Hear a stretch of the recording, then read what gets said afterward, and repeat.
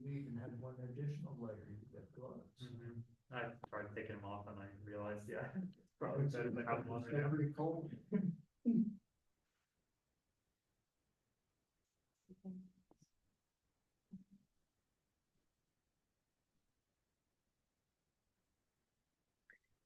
Yeah, I am submitting this. So message Nick.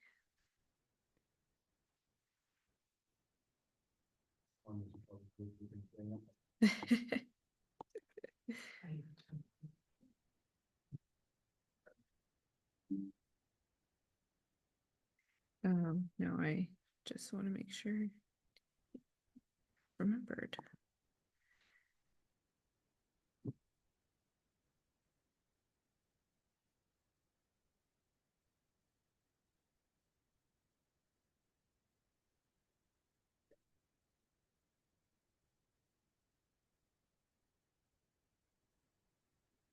Okay.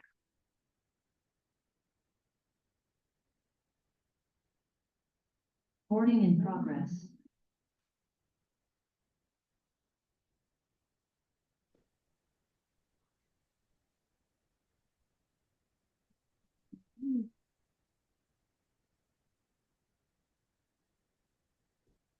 All right. She's off the room. Oh, no. I can move. Why is there an echo? Here we go. Okay, we strategically set it up so it'll start recording right away, so we can get started. We need to get rid of that little box down there in case it decides. Huh? Oh, it's a touch screen over there.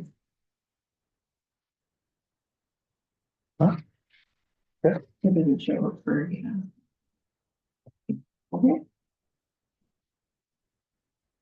Take it away. Yeah, I need to take it away. Okay. You can look.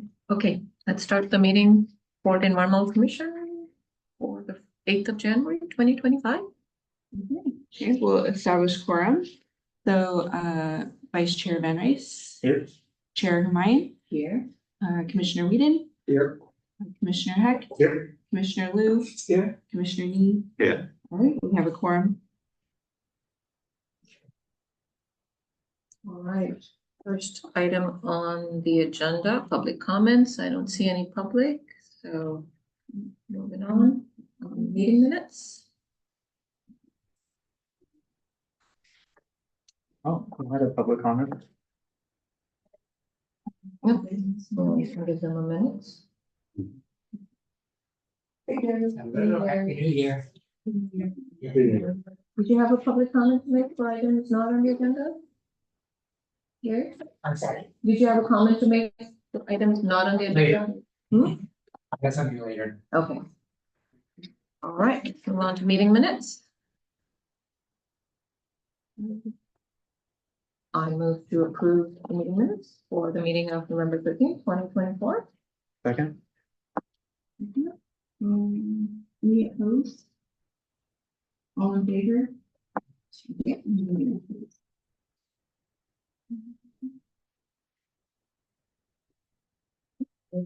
Informational items. Discussion, so everything from this for this meeting onwards, everything is an informational item as we talked last time. So we can discuss any of the items on the agenda, right? Yeah. So there were no information items today. So the next item will be just the commission updates that we do every year. We can start with that. Commission updates. Presentation, and many of you already are familiar with this information. There are some new updates, but I'll point the new ones out, but it'll be mainly a refresher for everyone.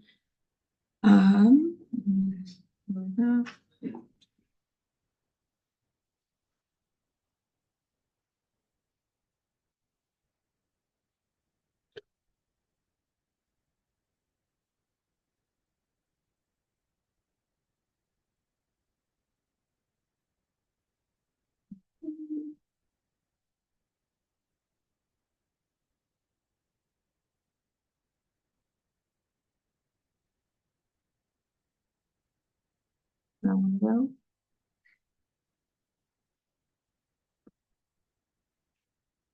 so the Environmental Commission, this is basically going to go over the handbook, which hopefully you've all already read or glanced at.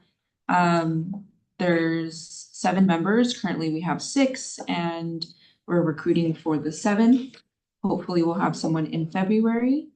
We have 10 monthly meetings. This was from last year. 10 monthly meetings. There's a break in December and a break in July. And the powers and duties that were decided last year and updated last year by the City Council are as follows, and you can find this in the Municipal Code of Los Altos. So essentially, I'm not going to read through these verbatim, but the commission, in the commission's purview, are anything that fall under these. So implementation of the climate action plan, and any updates on relevant environmental policy or programs, review and provide recommendations for the CAP, for implementation of the CAP, including prioritization, and annual recommendations for changes or updates to the plan, which will happen at the joint meeting. Annually provide recommendations to council that affect the natural and built environment, to inform policy, budget, and CIP prioritization, serve as a forum for the community input, and perform other tasks and duties as assigned. Again, this is what the City Council came up with last year, and what they expect the commission to look back to when deciding what to work on. So for attendance and participation, a majority of members are required to meet in person. So that's 4 members. And then commissioners must attend 75% of the meetings per calendar year. And commissioners may attend no more than 20% of the meetings remotely, which is about 2 meetings. And commissioners should tell the liaison at least a week in advance, unless there's an emergency circumstance. So the election of chair and vice chair happens annually in October, which we already did. And no member of the commission may serve consecutive terms as the chair, and it must change annually. Every year there's joint meetings with the City Council to decide the work plan and to report out. It happens in Q1. And our joint council meeting will be February 4th. The day before our next meeting. So this year this is something new. This year we got a more standardized work plan that all of the commissions have to follow. And essentially it looks like this, and Commissioner Van Rees and Vice Chair Van Rees and Chair Hermione did a really great job putting this together and following this outline. So every commission is going to be following this for future years, for this year and for future years. All right, ad hoc subcommittees. So this is all the same. I'll just give a refresher. It must be ad hoc. It cannot be standing. It doesn't require posting or meeting public or staff support or meeting minutes when the commission meets or when the committee meets. The committee must have a specific topic and time frame, and it cannot be, so it can't be established for multiple years. And there must be a report out of the findings, and commissioners can only serve on one subcommittee at a time. And then I'm not going to go over that in detail. So our current subcommittees are building electrification and dark skies. We're going to talk about this more when we're talking about the work plan. And then this year they have added the ability to work in pairs so that more work can get done. So this does not require a formal approval on the work plan like subcommittees do, and it's for a limited time, duration, and scope. And the difference between, so it's 1 to 2 commissioners, and the commissioners can report back at the end of the meeting or when they're done talking about that topic. And the difference is, there's no limits in working pairs, as long as the pairs aren't discussing this outside and conflicting with the Brown Act, then there's no limit. So we already started doing this, but it's officially something that City Council has approved. Can I ask a question? Yeah. So would Xiaoping and I be considered a working pair, like for the bird safety? As opposed to an ad hoc subcommittee? I think he had already started as subcommittee. Yeah, no, and But, like moving yeah, forward, yeah. if it was, yeah, So just to follow up on that. So I'm assuming the work in pairs doesn't have to be something that's approved by the commission. That so-and-so can get together and work, which is different from ad hoc subcommittee, which would need to be formed at a normal commission meeting. And ad hoc subcommittees, in my understanding, is can be 2, 3, 4 people. So a 2-person ad hoc committee is also an ad hoc committee. Yeah, so it's a formal, the way that I understand it is that it's a formal committee, like that has an end goal. And Right. so when I think this is just an example is we have a formal committee of Dark Skies Bird Safety. If 2 people wanted to take on coming up with a 1-pager or something for outreach, that is possible. But it wouldn't be something that would continue in longevity, basically. And it can't be more than 2. It's 2 people, yeah. So, and I think it doesn't have to be formally approved, but it does have to be brought up to the commission at some point. Like, hey, we want to do this, or we want to research this. It could be 1 person. I think we've done that multiple times already on certain topics. So technically, Carl is working on the electrification as his own. If somebody else wants to jump in and help Carl, they can do that as a working pair. But sorry, just last question, so we're completely clear. Do we need to inform the commission at a commission meeting that 2 people are getting together to work on something? Yeah. So we still have to wait for a commission meeting before we start working, or is it okay to start working and then report at the commission meeting? I think it's okay to start working, but bring it up as soon as possible to me or the commission. Yeah. And it obviously should kind of fall in line with a future goal or something like that. But yeah, and so I guess the main differences here are it's a component of a plan of a project. It's not officially on the work plan. But I think if it's a component of something on the work plan, that's fine, because it's supposed to help speed up working on the projects. That helps. So there's commissioner liaisons, which is so basically the commission can assign an individual commissioner to act as a liaison to another commission or board, like for example, CSC, and the positions can be supported by the liaison and should be in alignment with the commission or topic previously considered by City Council. Can also be a member of the public. So we have a council liaison. Last year it was former Mayor Weinberg. We don't know who it is yet. We should know by next month. So either at the February meeting or at the March meeting, we'll have a new council liaison, and they change every year. So the conflict of interest, I suggest that every commissioner read or refresh their memory on this, and essentially make sure that there is no conflict of interest, whether personal relationships, financial interests, anything that may seem like it would influence decision-making that deals with anything on the commission.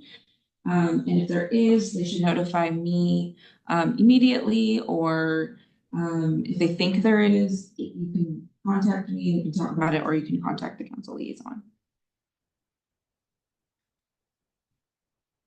And yeah, that's the majority of it. I will send out the handbook to sign again, I think to the new commissioners. I'm not entirely sure, but yeah, I just encourage everyone to look over that and make sure you're all in the know of everything in there. And I'm always here if you have any questions. Any questions on that? I think we already asked away. Okay. Thank you. All right, next is an EV fare update. Vice Chair Van Rees. Sure. When it's appropriate, I'll have a Yeah. And you can. Oh, no. Is it on this topic? Yes. On EV Oh. fair? Okay. Oh, sorry, are you making a public comment or are you speaking as part of the group that's, It's public comment. okay, so any public comments on the, on the item? Thank you. Thank you. Oh, Well, very good. Woo. Sure.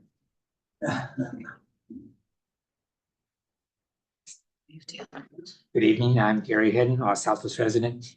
I'm also on the board of the League of Women Voters, and we have an interest in election matters, of course. But in addition, a lot of people are interested in the environment. And when I mentioned at the board meeting Monday night that we have something coming along, Living Electric in May, there was quite a bit of interest in that. So the public comment is basically, we'd like to help, whatever that could mean. Could be just as simple as outreach, but maybe it's to help organize it. Maybe find a speaker if you're interested in doing something like that on the topic to drive some traffic to the event. So, but at any rate, we're here to help and we are interested. Thank you. Gary, what organization is that? League of Women Voters. Oh. People Los Altos. And the County League has an active climate action group as well. And I'm sure we haven't reached out to them, and I'm sure they would be interested. And that could even broaden the scope of the outreach. And they have a group that's working on an urban forestry project, and they have a workshop that's coming up, and I'm going to sign them for that. But just to let you know, So this is the county league? it's a county league. Okay. Mhm. Thank you. Yeah. All right. Vice Chair Van Rees. Yeah, so the three quick updates. So yeah, targeting early May currently for the event. There's a meeting tomorrow with Hampshire Department Secretary from the city, a small group of the committee to discuss the planning and see what's feasible. The group is then meeting early next week as well for the plan. The other item to just mention is that the committee is certainly hoping that the city will help cover part of the fees. Part of the thinking of that is as long as if there's a financial stake from the city in this event long term, then there will be more invested and more participatory. So that's just something that's to be determined. But that's it. If there's any questions? Yeah, just one question from me. So it sounds like it's still moving in line with what we discussed the last meeting, but quite a bit of support from. Yeah, and certainly looking at trying to do this in downtown. I think that's still the focus. Yeah. Great. Just, you want to update? We had a conversation, which I'll give an update on later on, with Silicon Valley Clean Energy, who expressed interest in presenting something that I'll talk about later. But basically it's a kind of a turnkey electrification program for residents. And I wondered, so they expressed interest, and it seems to, the May timeline seems to align well with when they actually want to go public with this program. So I wondered whether they were already kind of on the list of potential presenters I think we've had them the last 2 years as well, so I think they're definitely partners. I think just these logistics of the location right now Yeah. is focus and then outreach to Oh, okay. additional vendors and partners that will come after that, I think. They also offered to bring their tiny home, model home. Yeah, true. Yeah. So, Which is more possible than I was. any other questions, comments? All right, we'll move on to the 2022 greenhouse gas inventory. Any public comments on the item? All right, Tanya. Let me pull that up.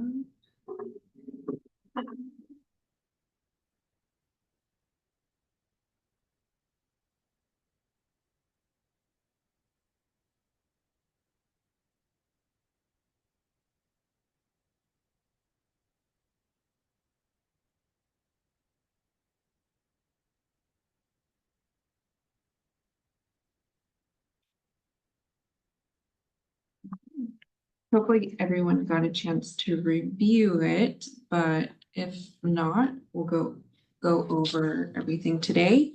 So the purpose of this is to present the findings of the city's community sector greenhouse gas inventory. And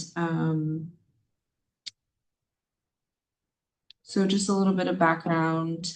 The CAP calls for the city to update the inventory every 2 years so that we can monitor progress towards our goals. And the baseline inventory, which is 2005, was created to help the city understand where to prioritize emissions reductions and set a starting point for measuring future progress. And the reason 2005 was chosen is because I think the state is 1990 or something like that. But for municipalities, 2005 is often chosen as the base year because of quality of data. And then after that, they conducted the 2018 inventory to create the updated 2022 CAP. And that was composed of 2 inventories, one for the community and one for municipal operations. And what they found in the 2018 inventory was significant progress and reduction in emissions from 2005. And some of you were here for that process. I was not, but it's outlined in the 2022 Climate Action Plan pretty well.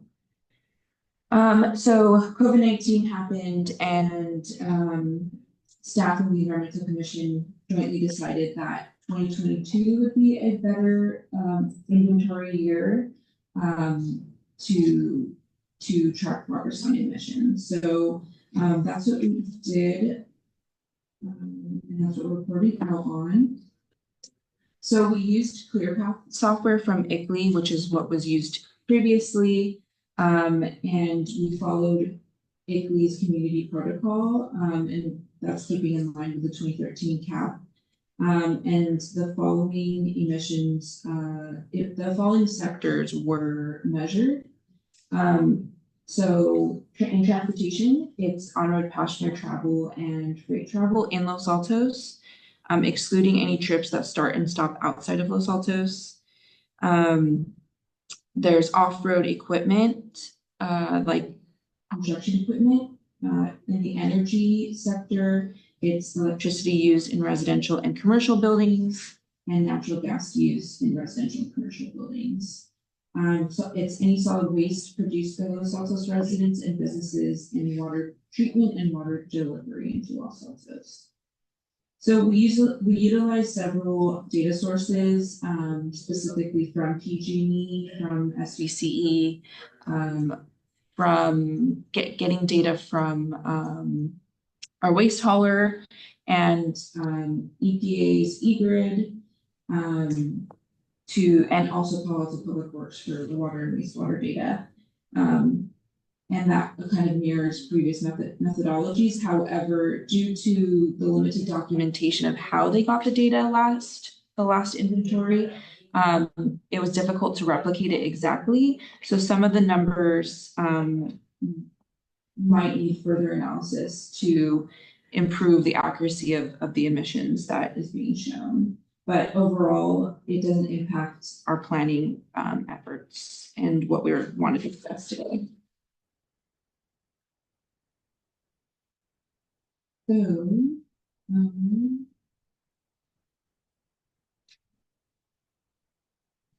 right here is a table.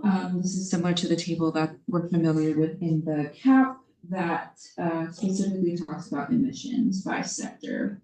So there's the 2005 emissions, the 2018 emissions, and the 22 emissions. And this is all in MTCO2E.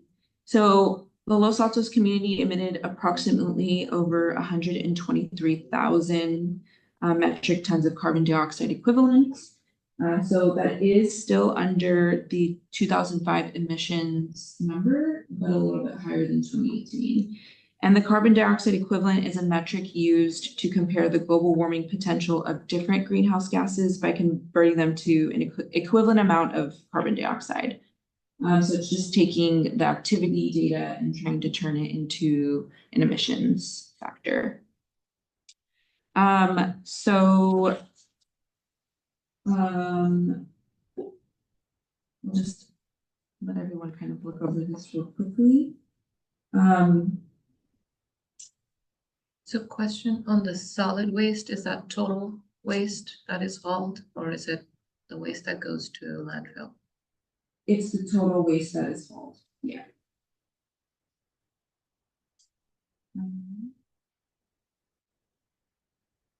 So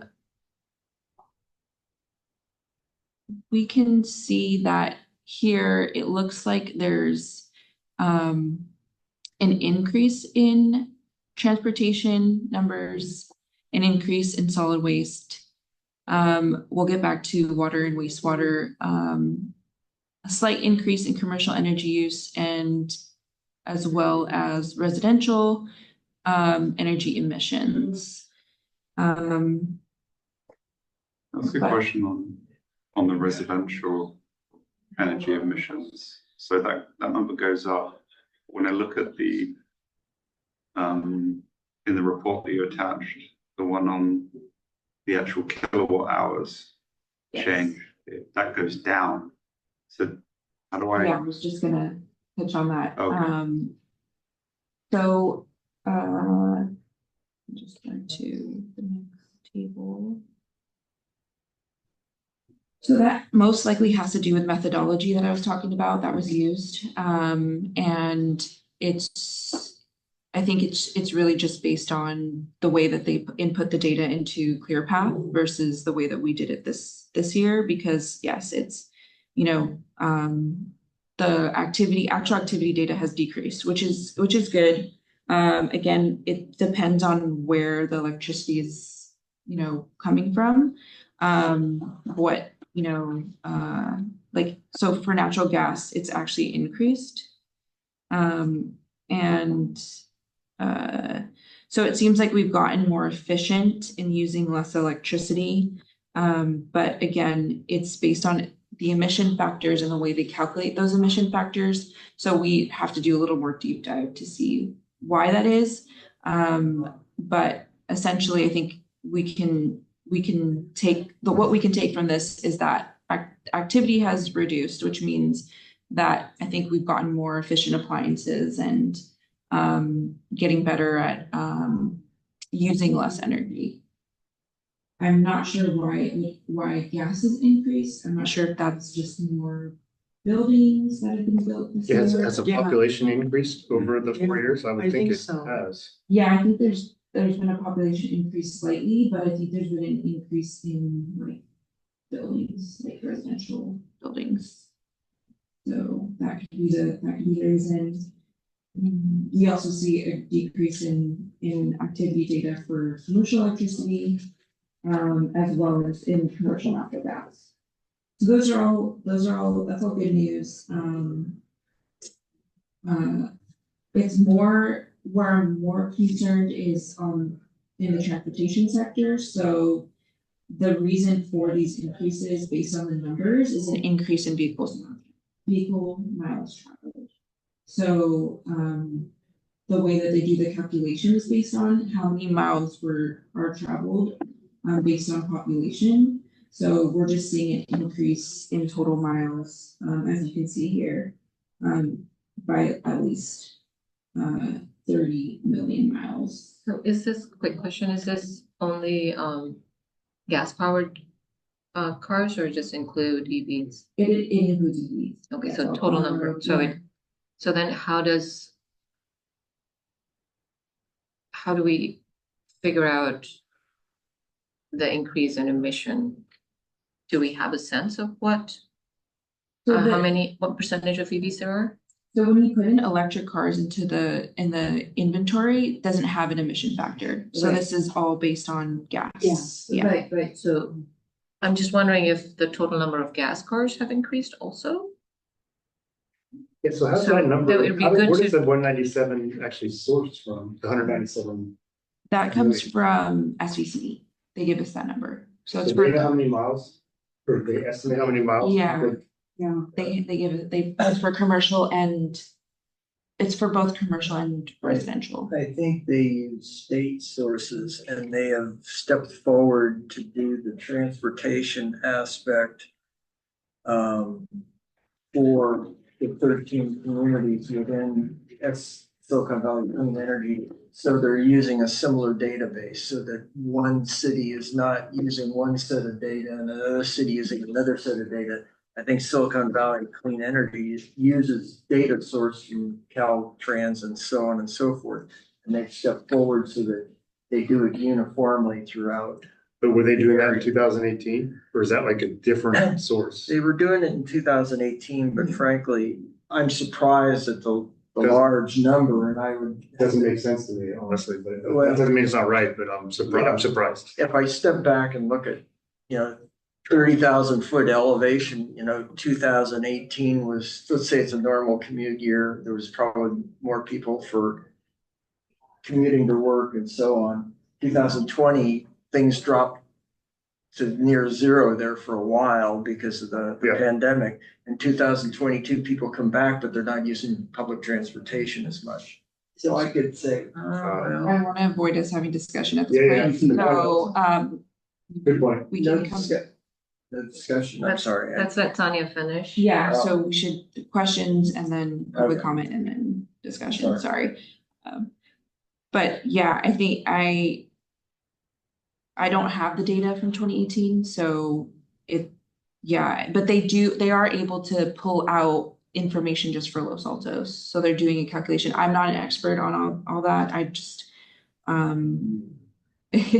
yeah, it's a lot, but that's what the numbers are telling us, is that there's just an increase in vehicle miles traveled.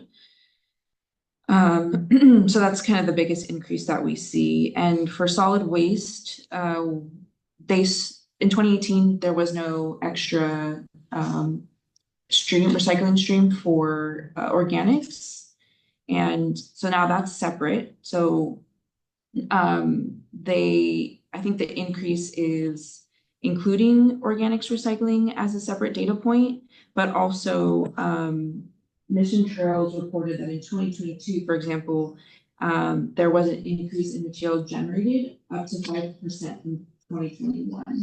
So they're seeing an expansion of recycling and organics collection programs. So they're collecting more than before, is what they're saying. So I think those two things combined is the reason why we're seeing an increase in waste. But because if you look at 2018,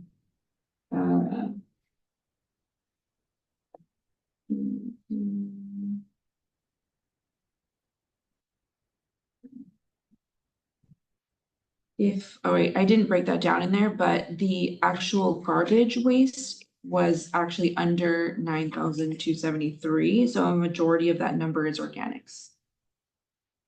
That was my basic question. I see 9,000 tons versus 19,000 tons. And so the question is the 9,000 tons did not include the organic stream, whereas the 19,000 tons includes the organic stream. Yeah, so the 9,000 last year, I'm assuming was included any organics that went in the trash. Just because it was going in the garbage in 2018.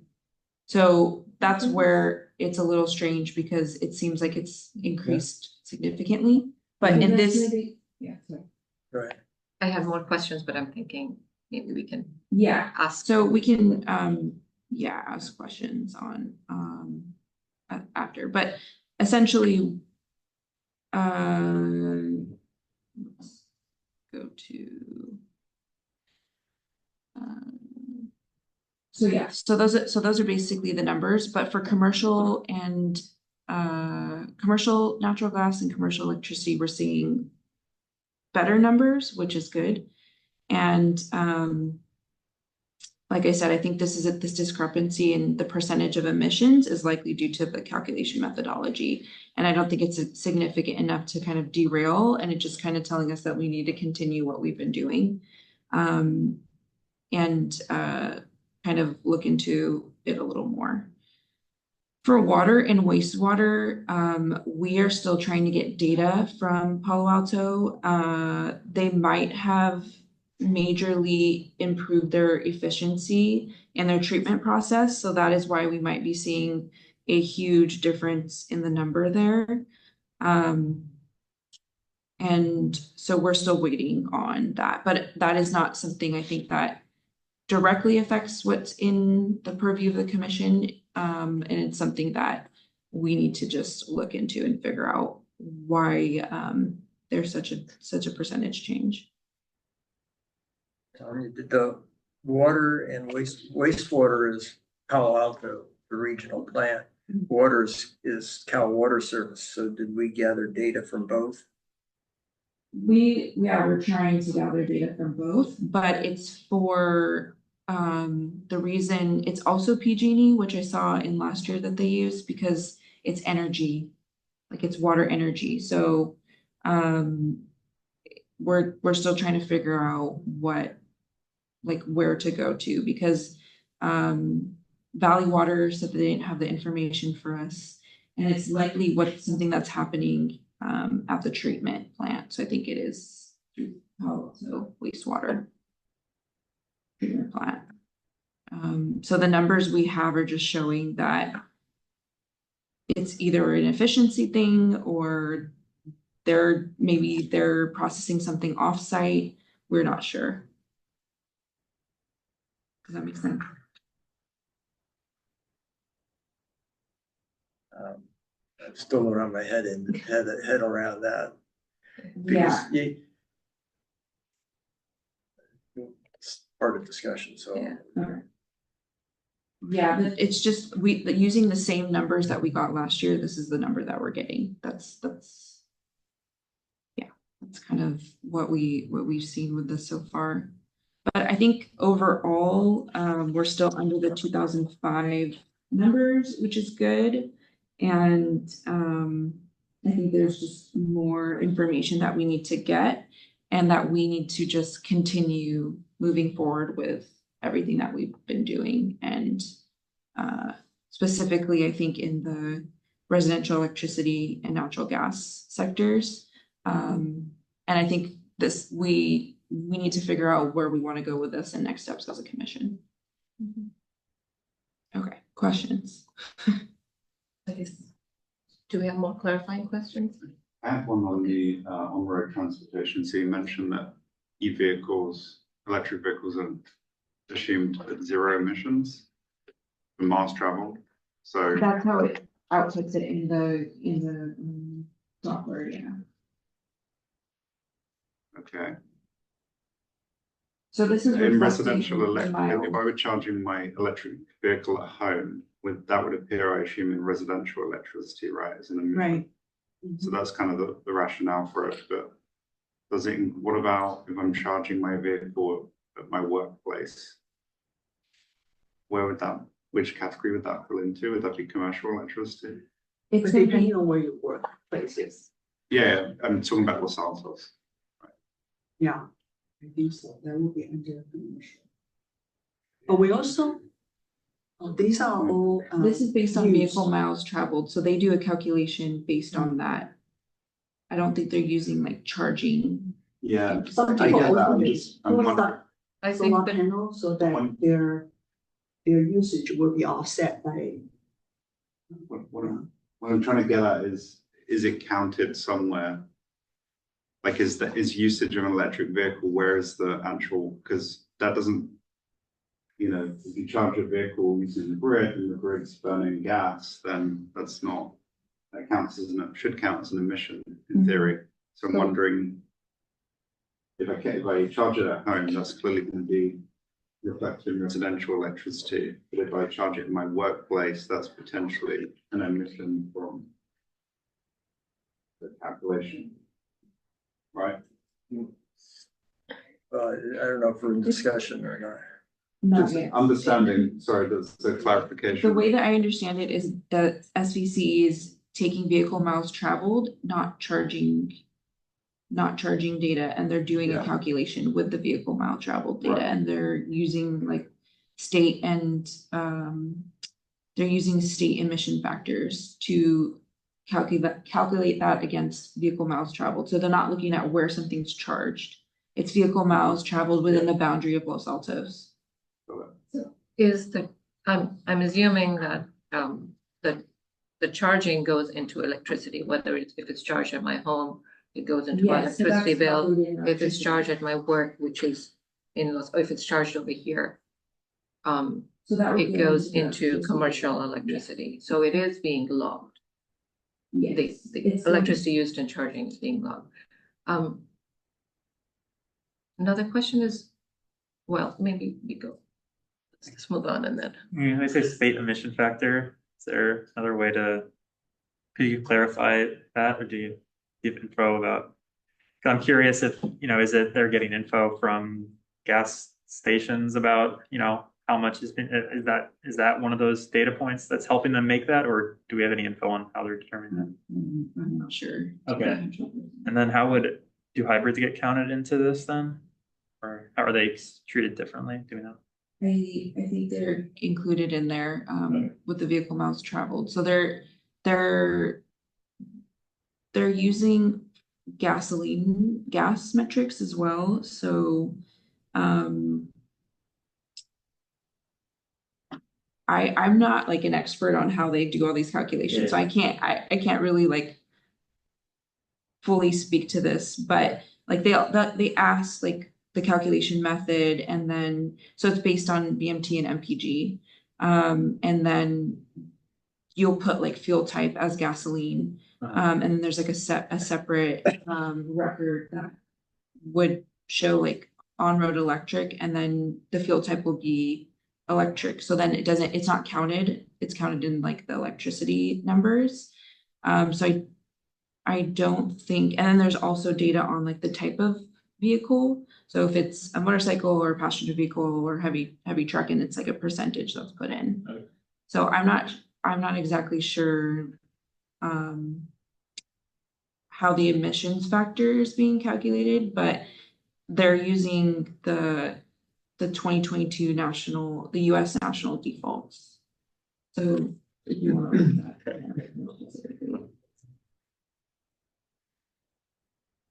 that. Did we have a current consultant to do this inventory, or did staff do it? So staff does it, and then they just put it into ClearPath. Like we just get the numbers and we put it into ClearPath, and the consultant like checked it for us. Okay. Yeah. I guess the proper place to ask for public comment is now. So any public comment, given the information that we've been, right? That was the question. Okay.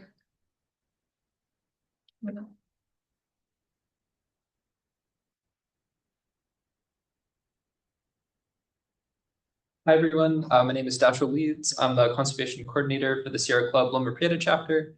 I guess just like a quick question or a comment. I know that in response to the Berkeley ruling, cities have paused enforcement on their new building codes. This is more so a question for me, and a comment is like, where is Los Altos in terms of their new building ordinance?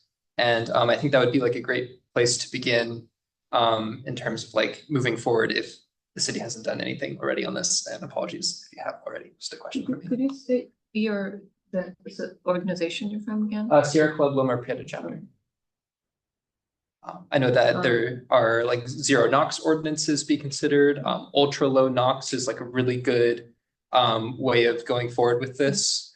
And I know that our Silicon Valley Clean Energy has been working on some models for new construction as well. All right, good discussion.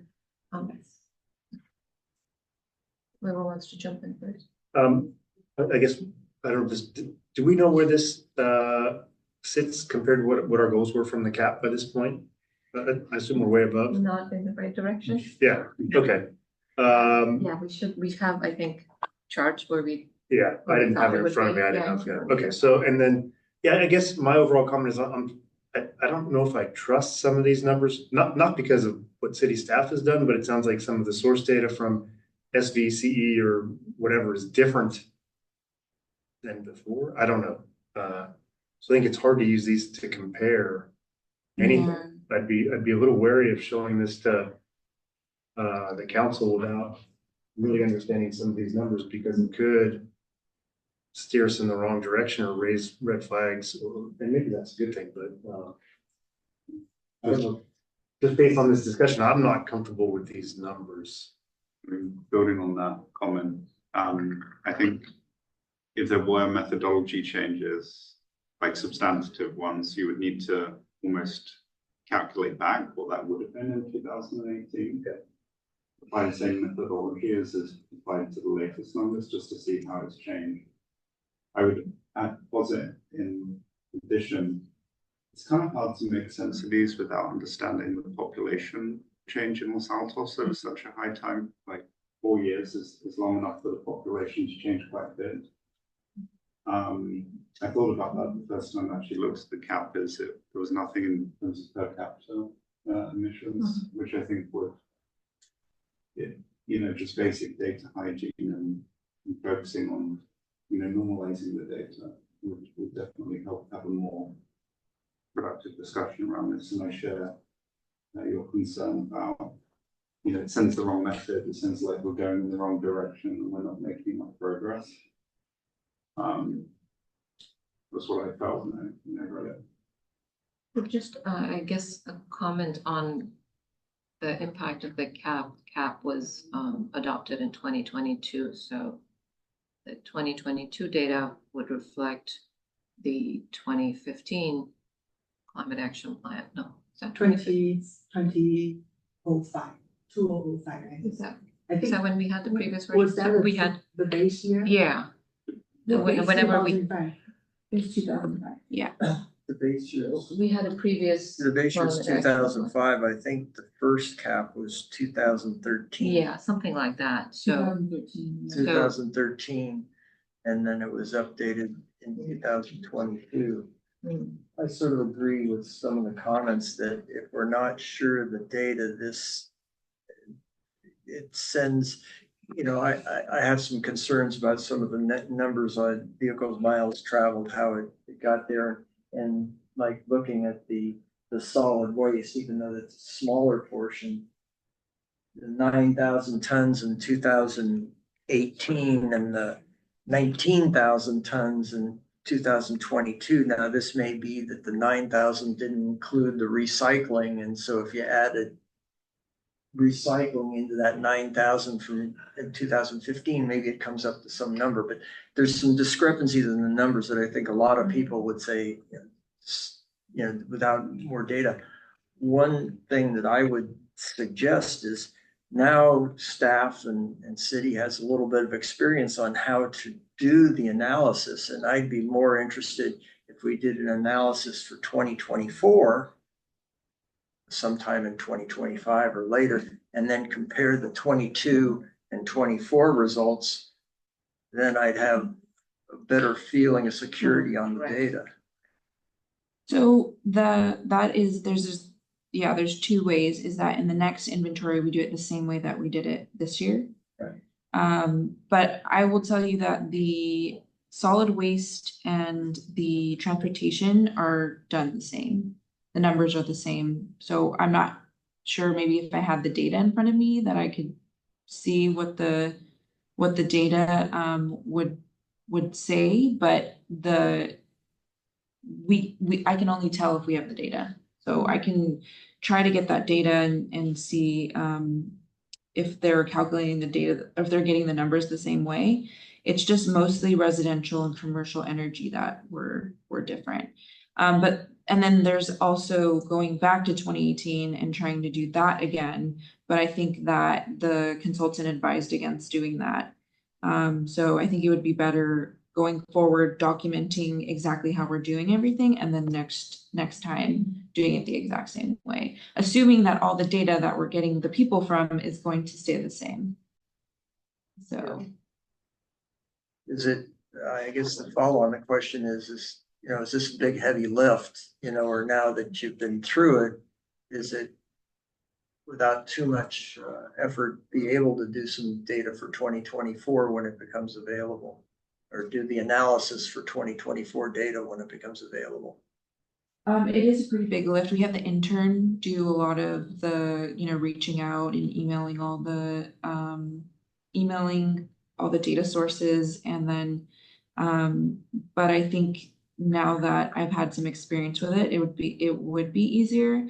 The hardest thing is understanding the emission factors and what each emission factor from each data source is. And then, me not having been here for the 2018 inventory made it very hard to understand the quality of the data. And so I think that was a big challenge. So it would be easier, I think, going forward, but it is a lot of work. It's time consuming and a lot of reaching out to the different data. Well, the 2018 data was compiled by the consultant who did the CAP for us. And I'm wondering, I'm assuming the consultant used this time is different.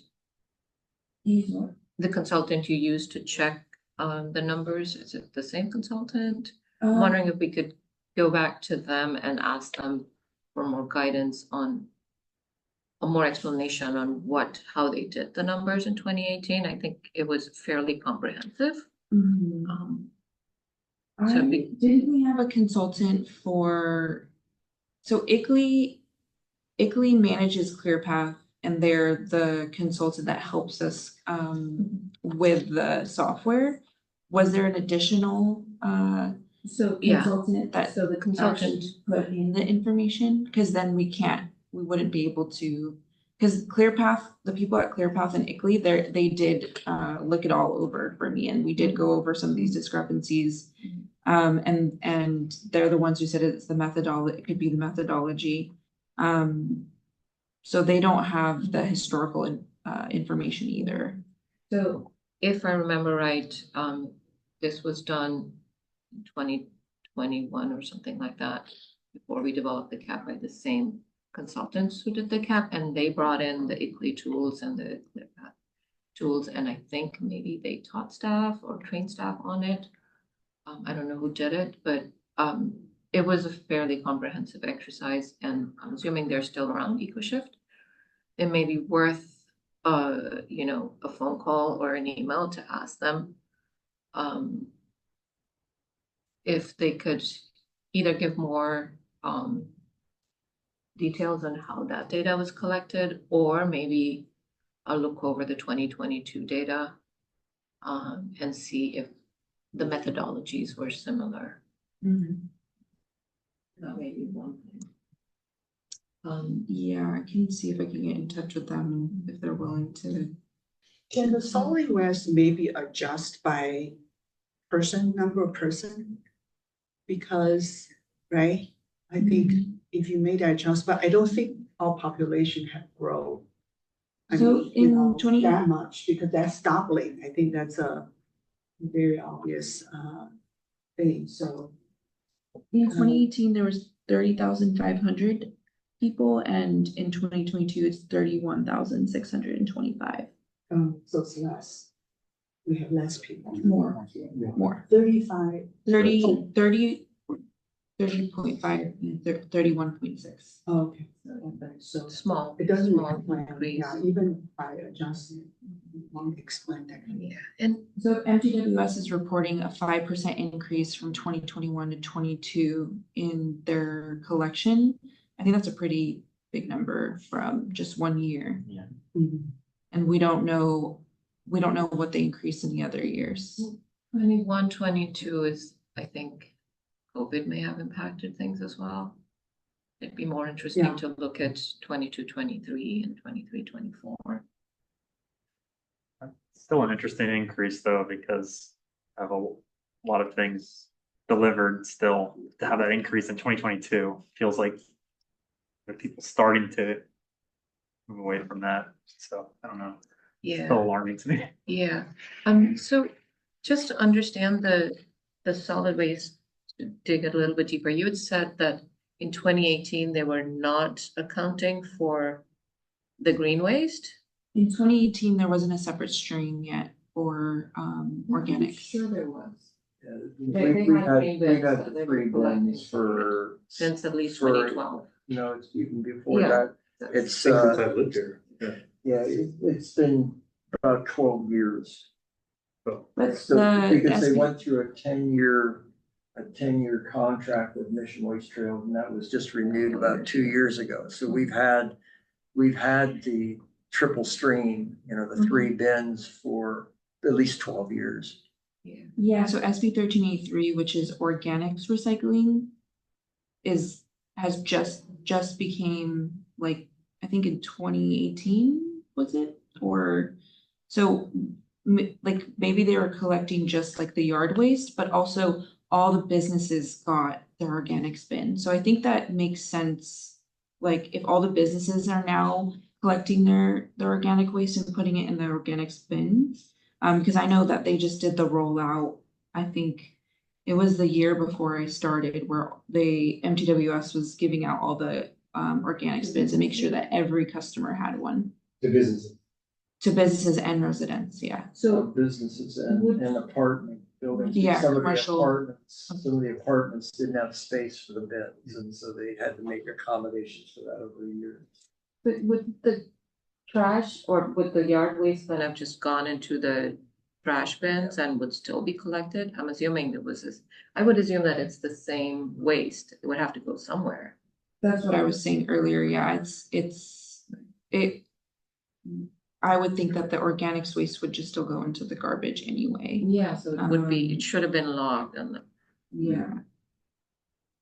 I think all of us are sort of struggling with that the tonnage haul doubled. Yes. Yes. And trying to wrap your head around. But again, my only thought is that could be COVID related. We were all at home in 2022. A lot of us were still at home, eating at home, spending a lot more time at home as opposed to the office. Whether that's 40%, I don't know, but Going deliveries, yeah. Yeah, a lot that more could be delivery. also a thing. Habits changed. Yeah, take out there, yeah. Exponentially. So I can see some, but yeah, we're not gonna get to the bottom of it here, but again, I guess, what are we gonna do with these numbers? Or is this gonna be shared with the council on its face, just like it is? Or is it just for our purview? I think right now it's just for the commission's purview and to see if maybe we can look into some of this more. Mhm. But I don't think it changes our trajectory of No. continuing to implement the cap, because No. we're still. Brings more urgency to it. Totally agree with that, but I guess, yeah, I do think, and I'm sure somebody on the commission is happy to help you dig into some of these numbers, right? And maybe there's somebody who's a data expert and can quickly ask the right questions. I don't know. But anyhow, if you need help, I think you could ask us. Lady over there, she's gonna come in in February. So yeah, I think we need a fair amount more detailed data, like for example, in the transportation, in the VMT, if there is data stating gas vehicle, fully gas vehicles, hybrids, EVs, it'd be really good to know what You wanna break percentages it down and were. attribute Yes, it break to- it down. For the solid waste, it would be, I would like to see the 3 streams and see how much that is. whatever data they have. And that maybe we get a sense of, okay, so there's more people sending, that we have green bins, more people are putting stuff in green bins, that maybe there would be composting in place, or I don't know what they would be doing to it. And so it'd be good to see that breakdown. I don't know, energy wise, same thing, if there's a way to get a sense of.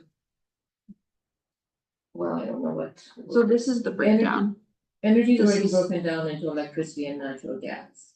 So, So this is the activity data, which is the Mhm. breakdown. right, So for example, municipal solid waste, 19,040 tons Mhm. is, green waste is 11,711 of that, and that comes directly from MTWS's 2022 Okay, so annual you do have report. the numbers. Yes, Okay. yeah. It'd be I really. don't think there's a discrepancy in the way that the calculation of the solid waste was done. I think the numbers we've received directly from MTWS in their report is just reflecting that. So the community garbage number of that 19,000 is 7,329 tons. You see, And then, do you have the breakdown for the 9,273 tons from 2018? Yeah, I don't have, those are the numbers I Yeah, don't I have, think but I'm that's- assuming that's just the garbage tonnage of the total Okay, so garbage. that's just the tonnage. garbage Yeah. tonnage. not recycling, not No, green it's just waste. the Okay. garbage tonnage. Now you can sort of make sense of the discrepancy. of the Yeah. numbers. So if Or we the had that difference. straight, that would help to, kind of understand that data. But does Mission Trail?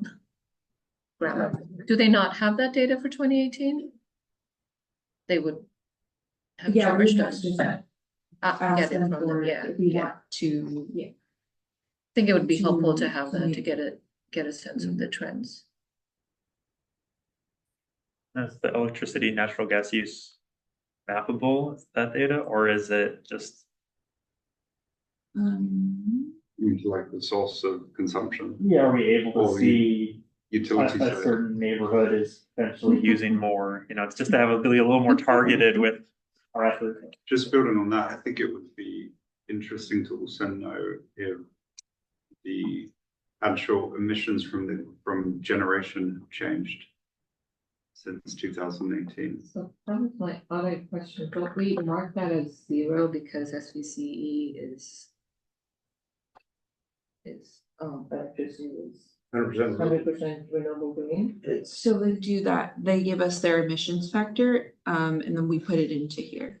Okay, so it's not.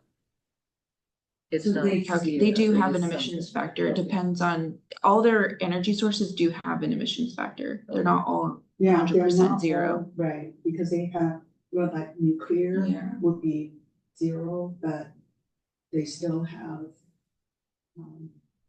petroleum, the traditional way.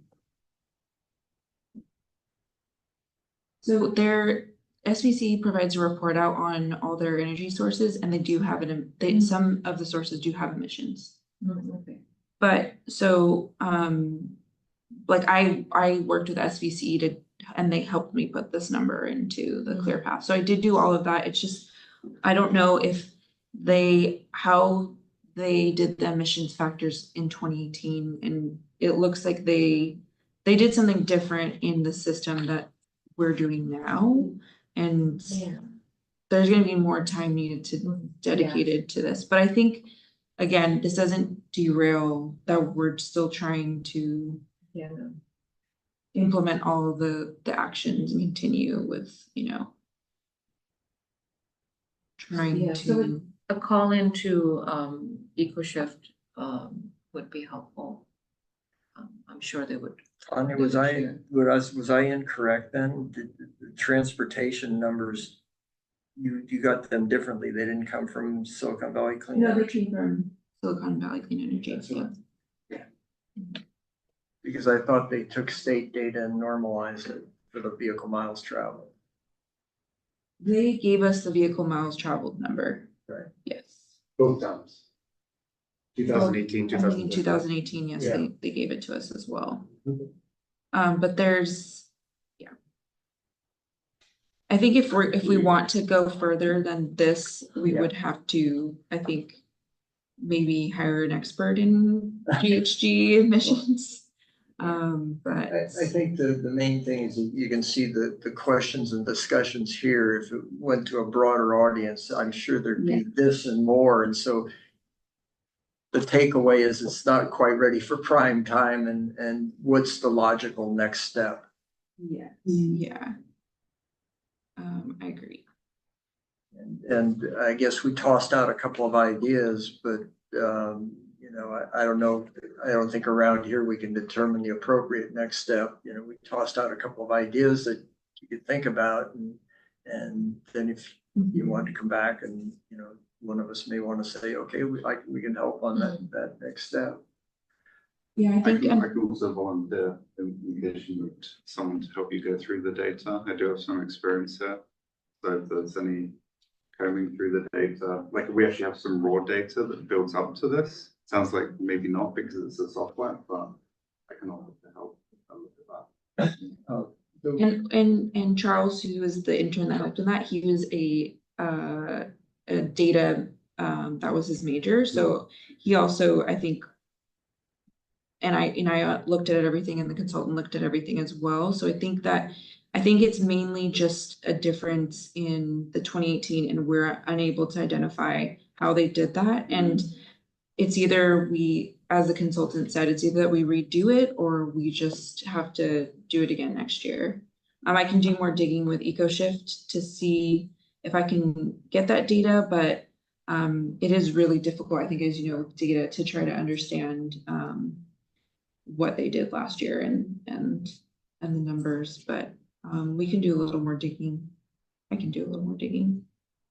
And I did ask the consultant to also help me like identify the changes and, you know, they said the same thing. Yeah. We can't tell without the data. Yeah, so I think if we don't get clarification on the 2018 data methodology, which I think we should be able to get, I don't know why there would not be a reason to make this data, to dig a lot more into the data. We just want to use this as a base and then continue on because it matches with. Well, I guess one question is that, there's a suggestion just now, it's 2024. How long does it take to do this? If you have 2024 data, I think. I don't know how long would that be readily available for you to, yeah, because this is updated every 2 years, right? Not necessarily. Well, that's what I think the cap recommends. Yeah, ask for every 2 years. I think that it could take, it just depends on how quickly we can get the data from the data sources. I don't know if they have 2024 data yet either. I don't think they do. I think it's 6 months. Yeah. Something, you know, it's months, not. Yeah, because the Days or methodology weeks. difference may result in some of this very difficult situation. Yeah. So either you apply the same methodology as 2022 to the 2018, and how much Or effort that the would other be. way around. Apply the same methodology in 2022 as we did in 2018. Yeah, so I think that's where we stand in terms of what we do with this data. We try and get more clarification.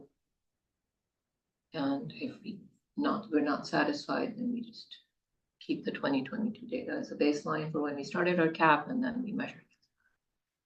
Yeah. At some point, we may need to change out, because in the cap, there is calculation of how much greenhouse gases need to be reduced in each sector based on the 2018 numbers. Now, if you've gone up a whole lot from the 2018 numbers, then we may have to look at that and see what else we need to do, or can we really get to our 2035 neutral date? Okay.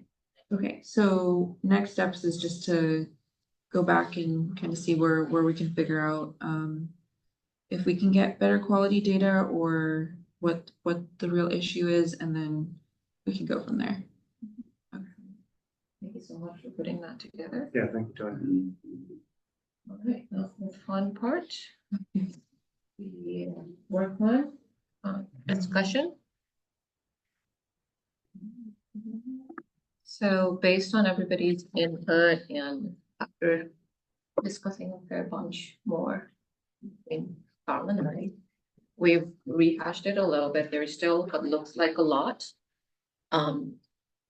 But we've, and we kind of matched it to the template that, the cities provided us.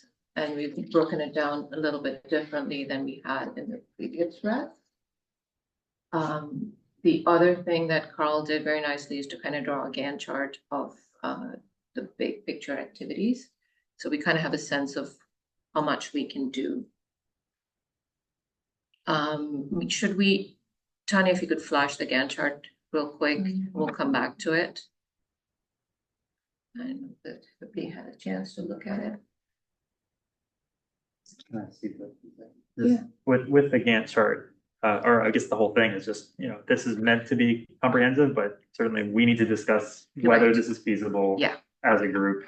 But Obviously Gantt not chart- set in stone. the Gantt chart, as you see it, the things that are bordered, those are all subcommittees as they mentioned inside of it. So you'll see that there is never more than 3 within a quarter. So Yeah. that is meant to be full capacity. Yeah, and we've kind of planned for 1 3-person subcommittee and the others being 2 people each. But again, we can just our thoughts on how we can make it all work.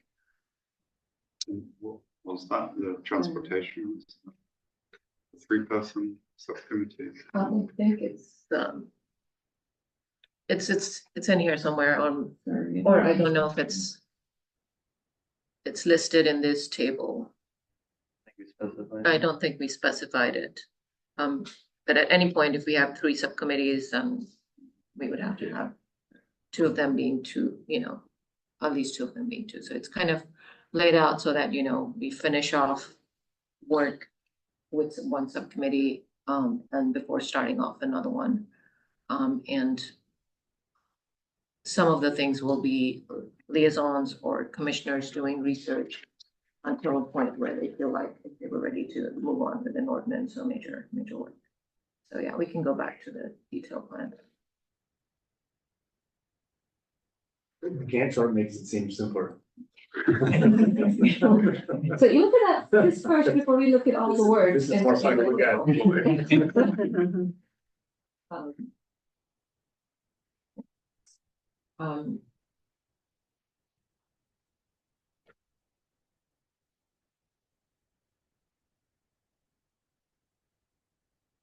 All right, so the first section on the first page is the core work plan, which is basically implementing CAP.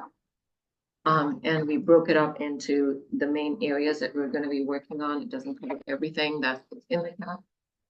But we thought, given transportation being the biggest, we would focus quite a bit first on that. Continue some of the work we've been doing with energy and then bring on more work later in the year. And then look at the green community and also risk mitigation with the urban forest master plan. And I have a different document in yeah, one's online. yeah, one of the lines rows was duplicated. Oh, okay, yeah. Very good, okay, That out. thanks. Yeah, this is an updated version that's in the agenda packet. So I'll send this updated version after the meeting. Oh. Yeah, and then the resource conservation, again, looking at waste, which again, we've been grappling with. So we'll focus on the first 2. Within transportation, the big item would be trying to reduce VMT. But even though this is a big item in terms of total impact, potential impact, it's not something that us as a commission can do by ourselves. So a lot of it works, lies with the planning department or for the Complete Streets Commission, and then Transportation and Public Works. So I think in the first, first thing to do would be to assign liaisons to the relevant commissions, the Complete Streets Commission and the Planning Commission. I did have a chat with attended one of their meetings and then had a meeting with the chair of the Complete Streets Commission, and we agreed that it made sense to collaborate and to, share notes, and they could, tell us what they're working on, and we could tell them what they're working on. They did say they would add in a note on their work plan to, keep the cap as a guiding, keep the items in the cap as a salient goal. So the first thing is to promote a walkable, bikeable city. And for this, again, it's working with the Complete Street Commission to prioritize the projects that provide biking lanes, that provide, routes to school, reduce traffic, a lot, safe walking paths, etc. So it's not something that we can say exactly what we're going to do now. We don't have, it's not in our power to work on it, but we will, collaborate with the Complete Streets Commission and the Planning Department and, influence it as much as we can. And then the second thing on that list is to bring more public transportation. So we're hoping to develop a proposal for an electric shuttle around Los Altos. Carl, when he comes here, has to take 3 buses. Doing 2 now because it's the community center, but yeah. Okay. 2 to 3 buses or bike if it's bikeable weather or walking. So so we think, and this was something that we figured out is already in the downtown vision plan, to have a shuttle that goes all around Los Altos. So we'd like to look at that and then expand on it and see if there is routes that it would make sense to put an electric shuttle, propose that to the city, and then the city would have to, appropriate funds to put that shuttle in or plan for it. So those are the VMT reducing things. The second thing is the electrified transportation.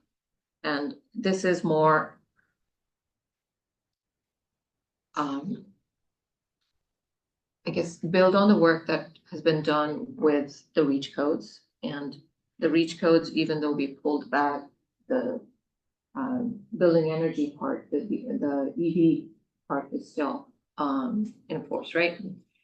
So we want to see, how that's going, what the efficiency is, and what we could do to make it even more lucrative, I guess is one word, or even more easy for the citizens to, adopt EVs, especially those within Los Altos. So this would be something that I think we'd want to, towards the second half of the year, form an ad hoc subcommittee and put together a charging, or at least a proposal for a charging master plan or an EV master plan.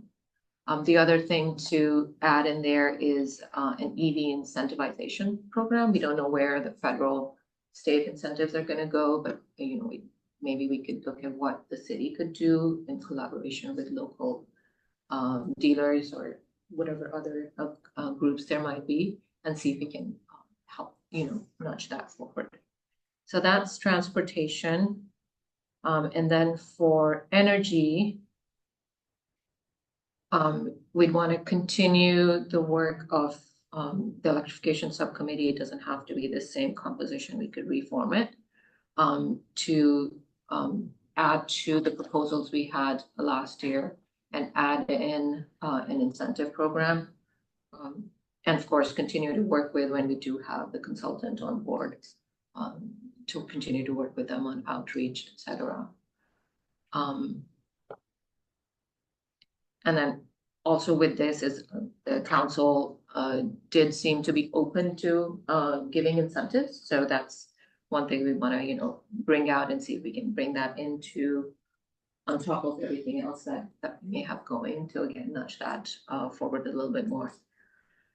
And then in terms of REACH codes or requiring all electric new buildings and major retrofits, I think we need to keep track of what's going on with the NOx emission, what our neighboring cities are doing. And then when we feel we have, and it'd be really good if one of us could volunteer to keep track of that and then report to the commission. And then when we feel we're ready, with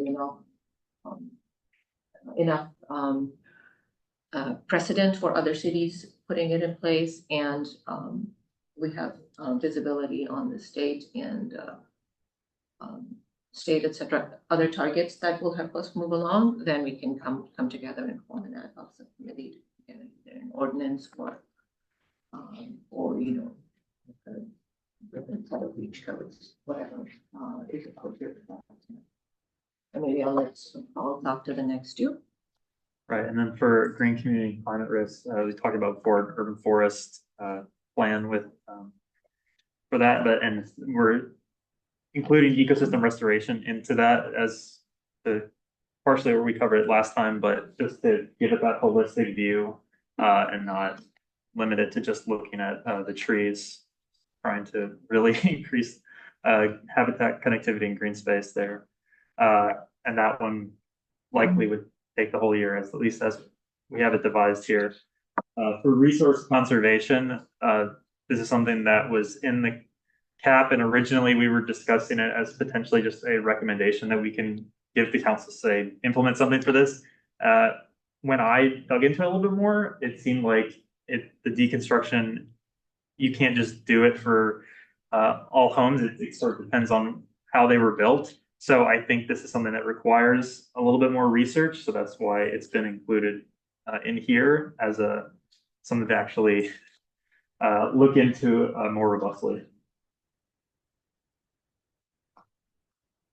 Right. So maybe what we should do is just focus on this and have the questions and discussion. Well, I guess, can we split the question discussion in two parts? I don't think that's normally how it's done, but. How does the next page compare to this page? So the first page is our core work plan, something that would, need subcommittees or active commissioner for sustainability coordinator time. Okay. And it's something that we would need to have very set goals as to what we're going to achieve. And again, it's going to be limited by, subcommittee that does work for less than a year and all that stuff. The second part is just looking at what Tanya showed us is the powers and duties of the other things, and making sure that we're not ignoring those. They would be not necessarily, so they're not all implementing CAB. They're just other things that we're tasked to do. And would be discussed with city council. Yes. When we present the work. So we would tell city council that we want to work on these things. As being our duty to work on it. And then, they can tell us what we feel about it. And again, it's not something that we think would be a very heavy lift in terms of what we can go through and see what it is. So I'll start off. One of the things on our list of duties is to look at the climate action plan and see if it's missing something. We need to change something. And we haven't done a very thorough evaluation. It's just a couple of things that came up as Carl and I were looking at, what we need to do. And it turns out that we don't really have a goal to reduce total waste. We only have a goal to reduce the waste portion that goes to landfill. So we thought, that still adds to haulage, it still adds to, vehicle miles traveled by, and it still adds to the energy that's used to recycle, compost, whatever. So we'd like to, add that as a goal to reduce total waste. And that's something that we would recommend to council, and simply just, we can talk about whether we want to make it specific as a percentage year over year. The general goal is to reduce total waste hauled. And then while we were looking at green building, there were some things about energy efficient buildings. And, but there was not something about prioritizing, permeable green landscaping in addition to the building. So we wanted to add something that, that urges us to, again, use either, natural surfaces or permeable surfaces, when we're building paths, et cetera. So and that kind of ties in a little bit with, all the repaving, et cetera, that might be done, together with the implementation of the CSMP. How do you want to take on the other two? I'll see what I can do. Something that I think we're all well aware of is that we want this environment to be prioritized in many sectors that we are not necessarily able to talk about. And so the idea of a staff task force would allow review at a broader scale. I think additional to that, we know we would love additional staff time on this, as we previously had more staff. But yeah, that's a general recommendation that would change how the city operates. Empower Tanya to kind of have oversight, not oversight necessarily, but get to know what's going on in the city and have a say in how those plans are put together. And then the next one, being something that we've discussed many times, just proposing Arbor Day celebration so that we can be formally approved as the Tree City USA. We have to keep bringing it up until we get traction. Put it on the list and then get it. And then the rest of the thing are all items that we discussed. Is there anything? I can. Oh, the last one. Yeah. Yeah. So that's I mean that we talked about it as being something in our work plan, but it's also an additional. In addition to the cap, it's something that we're expected to do. So we figured we'd put it in a separate, bucket and make it something that we do every year and not something that comes up this year and not next year. It's just an ongoing thing. And things in here, the electrification fair or EV fair, whatever we're going to call it. We have a good group of people that are helping, so I think it should be minimal, hopefully, effort from Carl and the sustainability coordinator, and maybe if somebody wants to help our working thirds, we could do that. And then year round, we had talked about, based on what Tom had presented, doing more seminars and outreach, et cetera, with community groups, all the things that he had listed. Yeah. And so we just want to, develop the content timeline and just work on it. And then adaptation, eventually, I think we'll come back to a work plan item. But for this year, I think we should just start with learning, collaborating with the different groups. And Tanya said that a new emergency response coordinator has been hired. So maybe we can, touch base with them and see what the plan is for adaptation, and then prepare for bringing in more action, such as that the community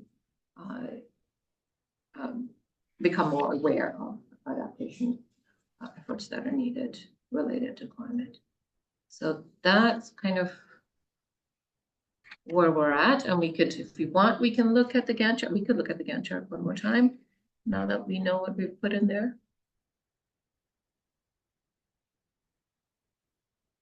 Carl, you wanna? I know one other thing I can just mention is just in our discussion, it seemed like the EV charging needs, since there's mention of a master plan in there, considering this current plan, it also involves trying to come up with a master plan. It felt like that was one that would need to be likely extended past 2-quarter limit. So ostensibly that would be part of 20.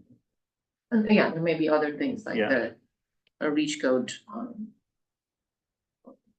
Right. whatever ordinance we're hoping to come up with will probably take more than a quarter.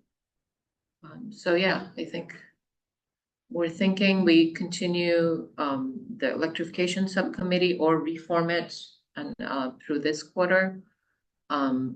Start looking at, I think, oh, did we talk about, we didn't talk about source in the plan. That's something that got deleted. Anyways, we had a thing about reducing the off-road, small off-road sources of emissions, and this would be on lawnmowers and other things in addition to the leaf blowers. So, Oh, no, was that, sorry? That's That that's the off-road first one, yes. sources, yeah. So that's something I think we would take a few months, 6 months to do, formulate a subcommittee. Once we get approval from council to work on it, and then like the leaf blower ban, look to see first how we can provide incentives, maybe working with local hardware stores, and then maybe put in propose a ban in place at some time where it feels that California is gonna disallow sale of gas-powered stores, I think, at some point. But we wanna phase out the ones that are in play sooner. Yeah, and then look at the electric shuttle program, and then look at EV charging needs in that order, or in any other order that makes sense. And on the energy part, as I said, we already have that. And hopefully somebody who is experienced in reach codes could keep an eye on it for us, and then tell us when we have enough data to move forward with an ordinance. Not looking at anybody. And then for I think the urban forest and ecosystem restoration, it's I think something that several of us spoke about as things we want to work on. Also on the cap as something that we should have by 2025, so we want to get a start on that. This would not mean implementing or having the actual master plan completed. We want to, evaluate the need, figure out where we are in terms of canopy, and get some data collection, and then put together what we want to go into it, so that we could hire and we could appropriate the funds. It would be a fairly costly project, and then put together that master plan. Once that is in place, work on it. Yeah, and then call and maybe we could work in a pair and talk about figure out what to do with deconstruction. It should be a fairly simple ordinance or whatever, or guideline once it comes in, but we just need to figure out and make sure that we're not overburdening things, people who are living in older homes with something that cannot be done, it's not effective. So that's kind of where we are with timeline, and yeah.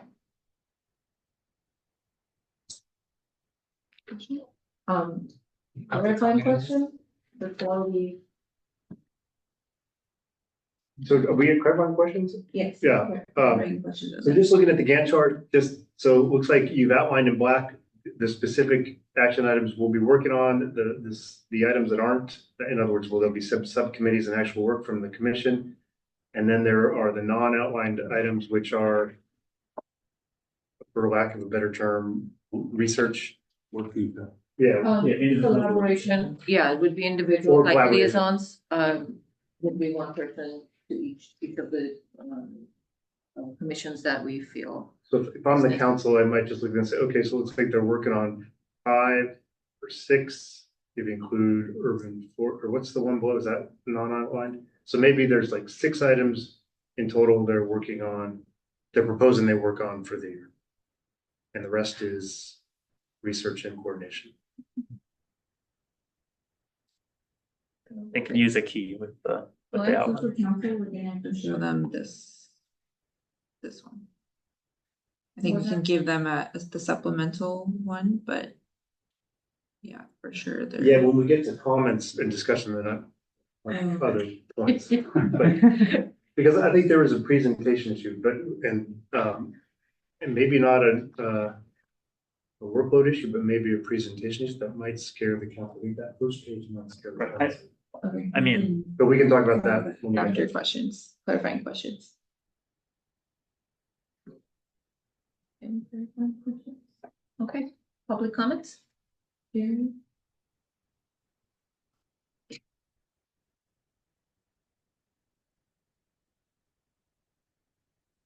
Barry Hedden again. I'm active at Greentown Los Altos, as you know, and I guess my first thought is, wow, this is a lot of stuff, very ambitious. So, but I will be doing some things here, and if I can help out in any way, by all means, let me know. We're taking that urban forestry workshop, for example. I'm hoping to develop that into a summer internship program with Greentown on creating sustainable urban environments. So keep that in mind. Mhm. The other thing, I guess, there will be an Arbor Day celebration. Mhm. We're gonna have it. It's gonna be in Lincoln Park. Tree number 500 is right there, looking very good. And so on April 25th, I'll be inviting the two mayors and hopefully a whole lot of other people who've got trees planted by Greentown, for example, and we'll have a big day there. Thank you. Yes.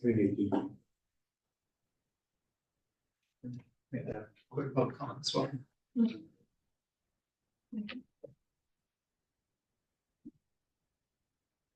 Hi, Dashiell Leeds with the Sierra Club Lumber Prieta chapter again. Just a quick question. I know this commission is doing great work on the bird safe design and dark sky ordinance. The scope of the chart seems limited to the climate action and adaptation plan.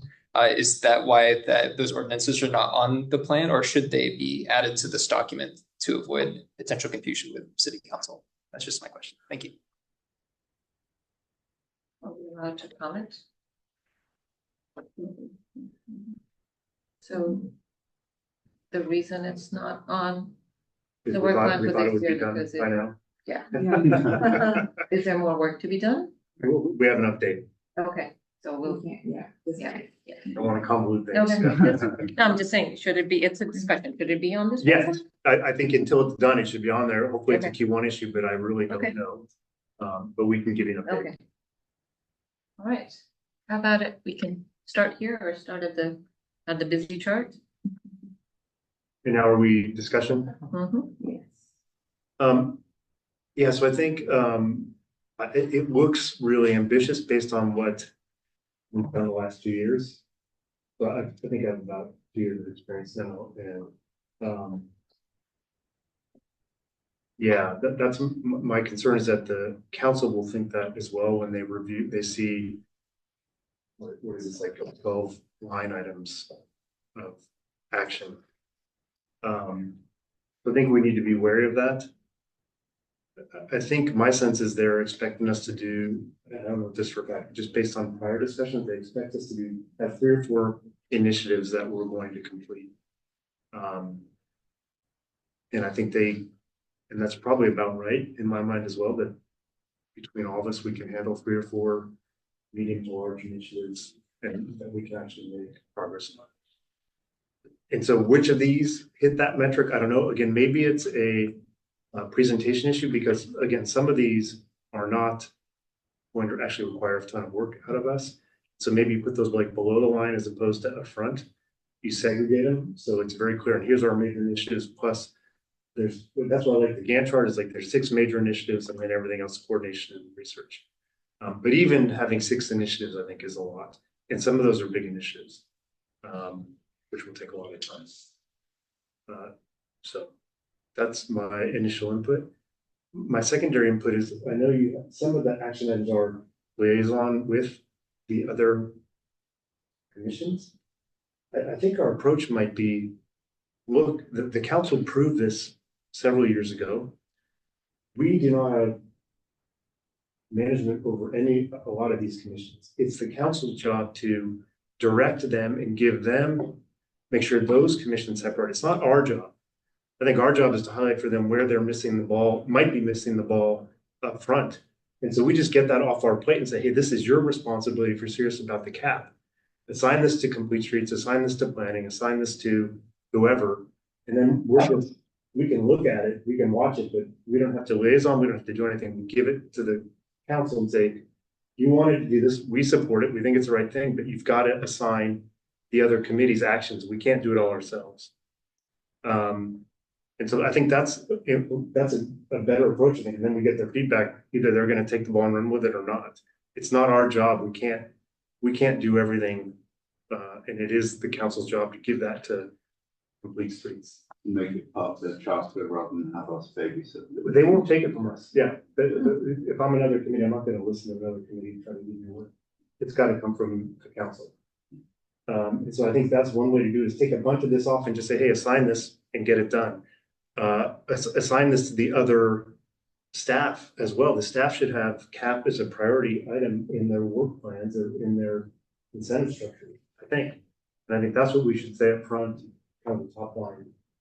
And then, of course, there's certain things we need to do on energy and transportation and green community and other things, but some of that stuff is not we won't get good control over. I don't think, that's my opinion. So we should make a very strong statement up front. You guys, we all signed up for this. We all want to get it done. I think the community supports it, but you've got to ask people. Yeah, I think that's good feedback. The reason to put it up here as an item, major item in the CAP, we want to show that we're working on it. Not show, but actually be working on it. And the other reason is that we know the CAP in a lot more detail than council or any of the other commissions. So if they get just a directive, follow the CAP, they may look at it and say, oh, this is too much, I don't know, or they may not know what they. I agree. Which is why a liaison, and that's something that. Yes, I agree with that.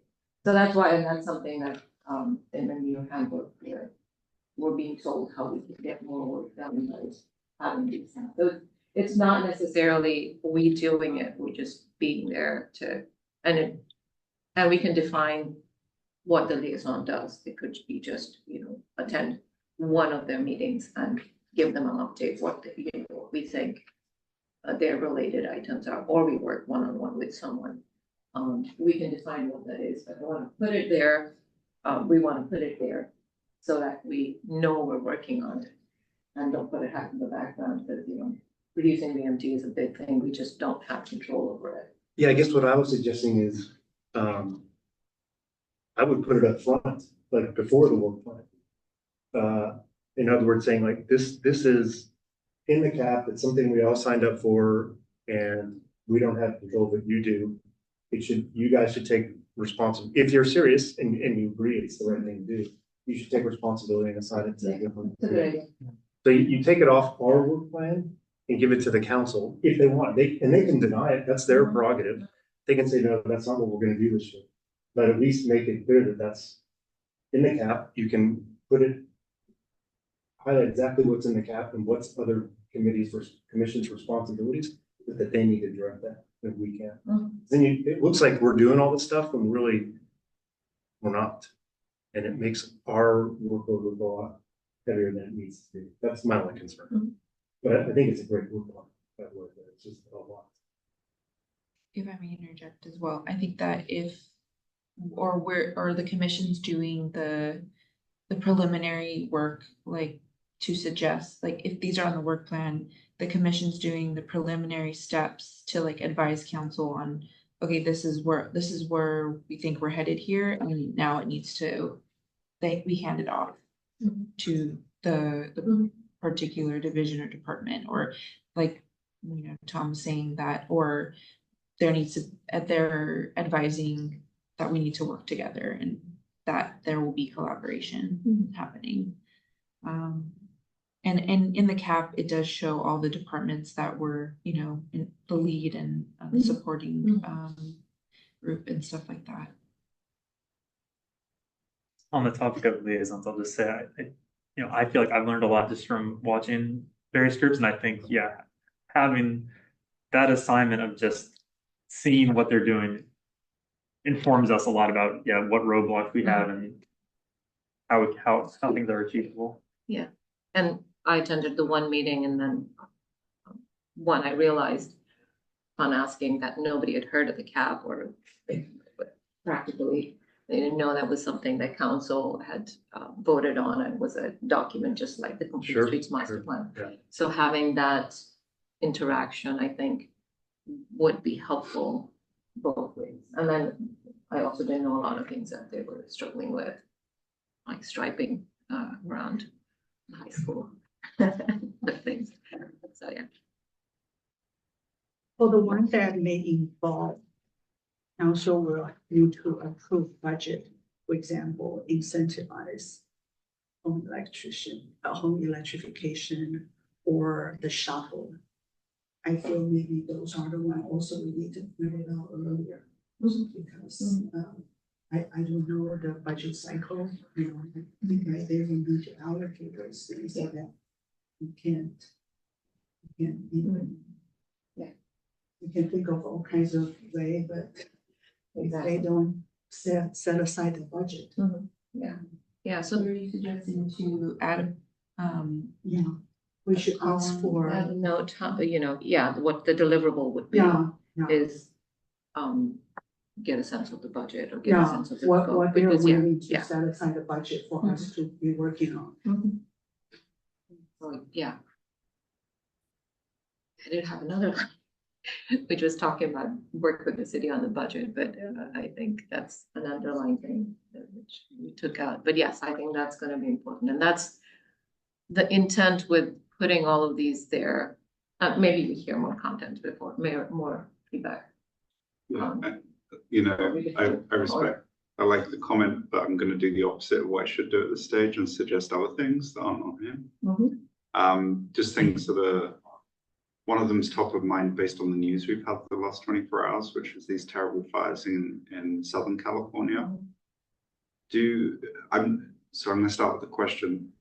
Is it part of our charter to consider climate risks like wildfires and how to make Los Altos more resilient against wildfires? Would that fall under the kind of be part of our charter on the Environmental Commission?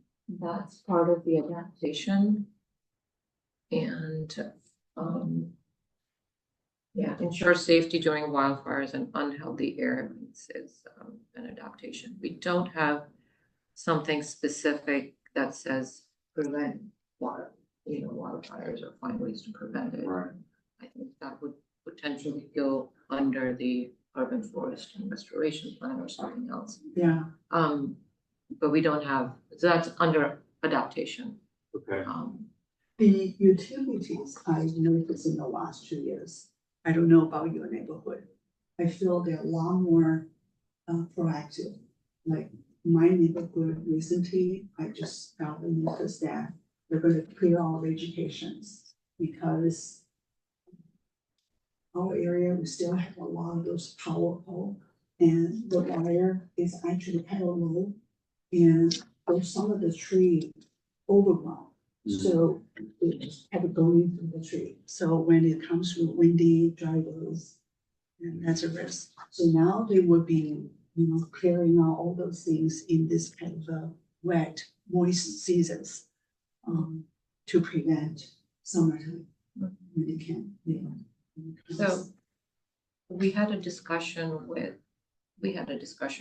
the director of planning on some of that. And so the real solution to that is that we underground the wires, right? So long term. I know, but I Right? think it's going to take So- a long time. So, and it goes counter to, we want to prevent the risk of wildfires, but we're cutting down all these trees because, so it goes kind of counter. So we talked about potentially incentivizing residents to vary the lines as they do. I think it's already in planning, is that what Stephanie told us, if you remember? That if they're doing a new home, they have to bury the pole. Before it was just you had to bury the wire going to the house. Now you have to bury the pole if you're rebuilding a house.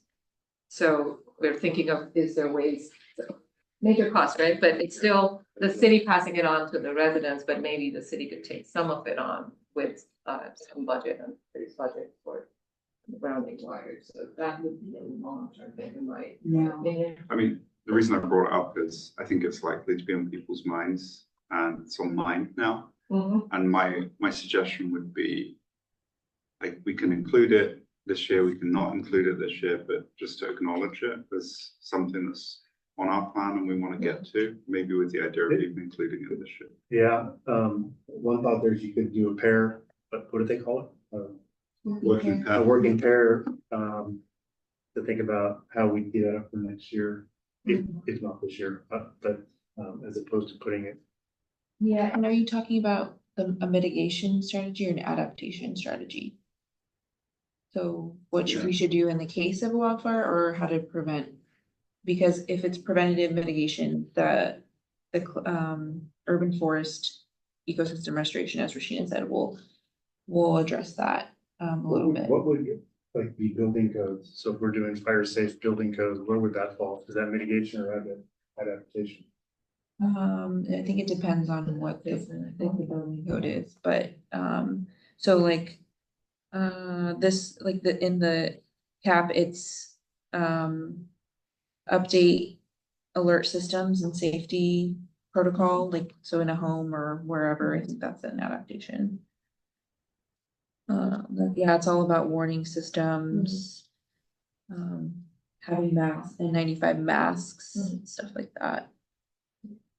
So where we have that covered, and this is in the community outreach, is to start with the awareness part of it. Again, teeing up to bring it to a major work in the future. Mhm. So does that kind of, Yeah, so between the urban forest ecosystem exactly. and the adaptation communication piece. Yeah. We are starting off on those things. Right. We can, Exactly. as we get other things off the list, then we can bring that on. That makes sense. Yeah, and then the council asks us about, hey, what about this issue? We can kind of explain that. That's how we're addressing it. Yeah. Okay. It's a fair point. We could preempt that too. Yeah. Say this is addressing. It seems like it's also going to go on for some more time, unfortunately. So it's only likely to get worse. The other one was, you know, I walk around a lot and I see all this beautiful sunshine we have in California. And I don't see much solar PV. And it kind of breaks my heart. And I actually have my brother visiting now from Australia. And I looked up his area, actually gets less solar energy than we do here. But according to him, 60% of the buildings have solar panels on top of them. And I don't see that reflected in our plan, and indeed, when we'll give an update on the building electrification, but it just doesn't seem a focus area for what others are doing as well. So, without knowing what the commission's done in the past and just putting it out there, it seems like there's not too much activity. I don't know the reasons why. I can comment on that a little bit. From what I hear from the building official, we do have a lot of solar adoption in Los Altos, and I think it's mandatory at some point. The electric are required to have. Yeah. Well, at least it was in the REACH code. No, I think it No, is. it's It is state. in the building. It's a state. It's a state. Yeah, So we. when I heard that there's been a lot of change, a reduction in the incentives for people who want to install solar. I think Yeah. Los Altos, I don't know the distribution of new home and old home. You know, old home is still predominant. Mhm. So it would take someone really felt like, you know, it's a 10-year payback and they are willing to invest. And there's a lot of incentives actually. I think in the last 2 years, it has a significant reduction, I heard. So there are less people sign on to that. And also, I think what the utility company is willing to buy the extra energy you produce in the summer months, how much they're willing to, you know. Yeah, the rates Change changed. for that, yeah, Early adopters were getting a lot more. I just felt like for the next 4 years, I think it would be more difficult from federal level support. I used to get federal credit and California rebate on my solar panel. You know, that's like 14 years ago. Yeah, I think to summarize, I think actually penetration is in this whole area, in the peninsula, it's very high compared to the rest of the country. Not that it meets Australia or Germany's penetration rates. And I do think also, so any discussion of electrification, we can certainly address more easier adoption of solar. But then the final point, Xiaopeng was making is right. The PG&E just drastically reduced the incentives for solar. So the payback period is 10 years plus now. But there's incentive now to add storage. So, but I do think that solar falls under electrification. Any subcommittee working on electrification should look at solar and what we can do to increase the penetration. And there is a couple actions in the cap. Yeah, we just. But yeah, we can address it. Part of the proposals within the electrification committee, and then maybe in the later years, we look at it in the detail. But I feel like it's at least something that's with the new homes being required to get it. Okay. We're slowly cycling through the homes. Annie, do you have a number on how many new homes? You have something that's moving ahead? Alright, I wish. People are, we can try to get some of that data. Yeah, we got that data earlier when we were looking at the permits. I think we didn't look at solar data. Maybe we did. Maybe you explored that, but I just hear anecdotally from the building official that solar is really high here, but I don't have the data. Yeah, we got data for last year. I don't know if we presented it and compiled it. There was a huge surge when one of the incentives was expiring, and we don't have data from what happened this year, so it may have gone down. Yeah, in Germany is going down as well. I just so yeah, we'll see where we go, but I we think do need to work on it. do want to say to your point, when you install solar, you're trying to account for what that electricity use is going to be in the future. So if we're working on the home electrification appliances, that's something that hopefully people would be accounting for, when they're installing their solar. So it should be upfront to that discussion.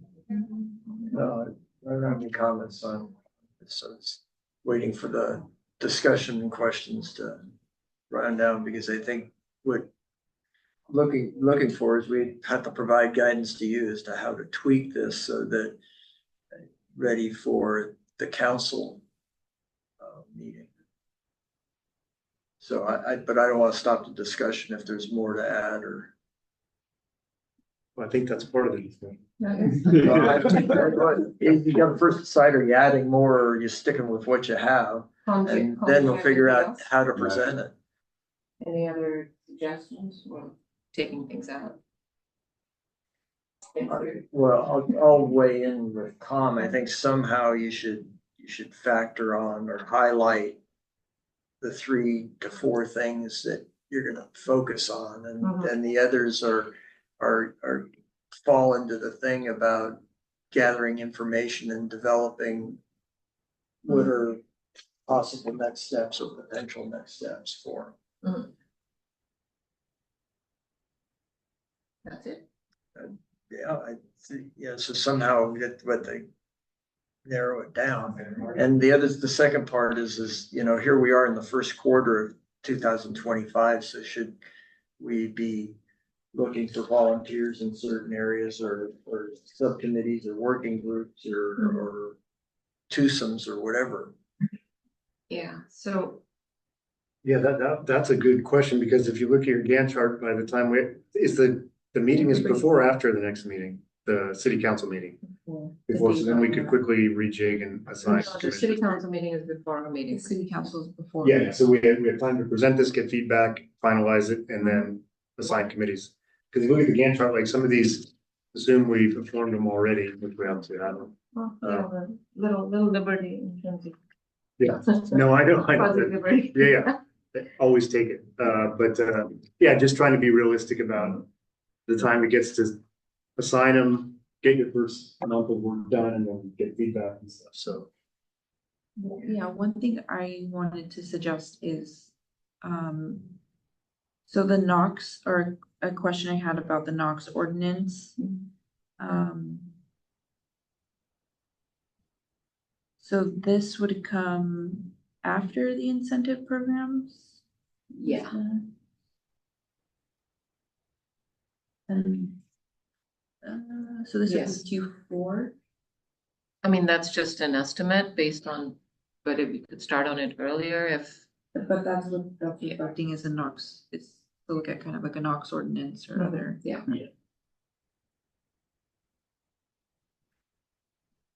So yeah, this is what, let me just quickly, so council, when the electrification plant proposal was presented, was very heavy on, we need to give incentives. Carrot rather than stick. So that's what we're hoping to work on first, and then bring back an ordinance when we feel there is going to be appetite for it and it's going to be legal to do it. But it's open for discussion. We can, if we feel it's more urgent, we can pull it in. Yeah, and just to add to that is Campbell just passed their NOx ordinance and they were able to put it in the health and safety code, I think. So I think looking into that sooner than later So would be maybe, good. yeah, And so would be something I personally would want to endeavor on. so maybe we could, the scope of the current electrification subcommittee could be to look at that, and we could reformulate the subcommittee to people in the subcommittee and the goals in the scope of it, to be very specific to incentives and NOx research. So that could be something, a way to work at it.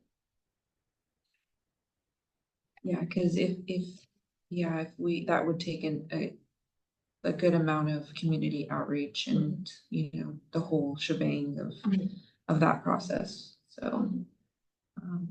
And I don't think that council wants us to be scared of looking at like reach code alternatives. I don't think I got that, and there's also a new council member as well too, so. Yeah. Yeah, hopefully. Yeah, I mean, the big thing that I took away from that was that we needed to be more bold, doing more stuff, more things and getting things done, which is why I'd rather have them this time, tell us that we have too bold and we have too much on our plates. They can tell us what to cut down. What they think is not worth looking at this year. That's the approach, we were planning on taking is, these are all things we want to work on. The other thing we want to propose, or maybe that would be with the task force, is that we need more staff. The cap, outlined how much staff we needed to get what done, so we can't have less staff than we started off with, and expect more to get done. So in order to be bold, we need the resources to do that. So We need bold resources. Yeah. Yeah, so, and then I think that's I understand that, that's good. Maybe in order to steer them so they don't like cut one of your priorities off, just make sure you have a priority, like, so this is 1, 2, 3, 4, 5, so kind of steer them in the right direction. If they do decide to cut something, it's not something we all love. yeah, I think that makes sense. We can look at that. This is currently just laid out in the sections of the cap, and then within that sequentially time-wise. So we can look at either folding out priority items or reshuffling it. And we can definitely reduce some words, but at least for this discussion, we wanted to put in, at least in the comments, exactly more of what the benefit of each thing is. Yeah, maybe put some more, I don't know. We'll work at it. The other thing I'd request is any specific feedback, suggestions to Tanya over the next couple weeks, so that we don't miss anything. I'd like to run a hypothetical. Yes. To get discussion going. If we were to make the Reach Cause Alternative Subcommittee start earlier, then obviously we can't have the current stack of transportation. I'm curious from other members of the commission, is there one of these in the transportation sector that stands out to you as something that, you know, either you would want to work on or you think should be prioritized? So are you saying what trade-off would we make to move up reach codes? Essentially, yeah. Yeah, so I'm a big fan of reach codes, so I'm biased, even though I hit my head on the first one, but I still think the council's open to that, so we would emphasize, my own personal opinion, Yeah. I would emphasize that, and I would push back, of course, the off-road mobile sources. Yeah, that's not a high priority. Not, and we put in place some stuff to help Yeah. push that. We could potentially take that off the list for this year. Maybe just put it as, if we have time, we'll do this. Yeah, we could put it at the bottom, and I think based on the feedback from last time, we felt that some of us felt that that's something that we could take on and knock off. As opposed to everything, most of the other stuff in transportation being liaison and nudge and urge, but we can definitely deprioritize That would be my 2 cents. Mhm. Again, Yeah. on one Yeah, opinion. because the way it looks here, that looks like that's the first priority. Right. The way it's set up, so we can push it out, or take it off if we feel that we have too much. My thoughts on that, I like that suggestion on the two that follow. Given the working pairs paradigm now, does it not make sense to do a bit of groundwork or research on which of those is likely to have higher impact? Because it wouldn't immediately jump out at me if you did successfully both, which one would, lead to a better outcome in terms of CAPA achievement? Because this plan kind of has them running in parallel, so that's. Yeah. So we could potentially, the electric shuttle program is more collaboration with planning to kind of look at options and have it put into some other plan, like either the general plan or that the city's working on. So we could move that as not being a subcommittee item, but as a liaison item. And that way then we have more flexibility to bring in the electrification subcommittee earlier. Yeah, I like that idea. Okay. Personally. And how does everyone feel about, because in the action list, it shows all the CO2 reductions by number. Is that something we want to help us prioritize or not really? You're talking about the cap and how it talks about where the CO2 is and how much we're planning on reducing it within the cap. How each action, how much CO2 reduction it'll Yeah, provide. that should help us, Yeah. right, to some extent, yeah. We could pull that into the table or have a separate chart that talks about what the impact of each action would be. So, yeah. And we could use that to prioritize. It's a combination of what the big things are and also what things we can get done. Some things, the biggest things we don't have control over. Yeah, so like off-road fossil fuel engines do have a pretty big impact quantitatively. So it's almost Well, 3,400. In your table, but that includes construction equipment, right? These are small off-road. Off-road fossil fuel engines such as landscaping equipment, replacement ordinance, incentives for electric alternatives, just construction related GHG emissions. So that's what they quantify. That's what we quantify in the inventory is all those. Yeah, so I think we should see if there's a way to split it out to, the small ones, the lawnmowers, etc., versus the heavy construction equipment. I don't think the number in the cap. Let me look that. Look that huge.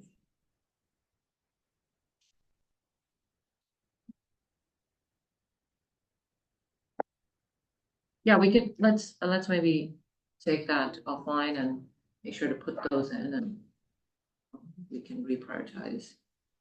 We can take that feedback and reprioritize. Yeah, so like the way it's tracked is to the type and number of equipment that's replaced.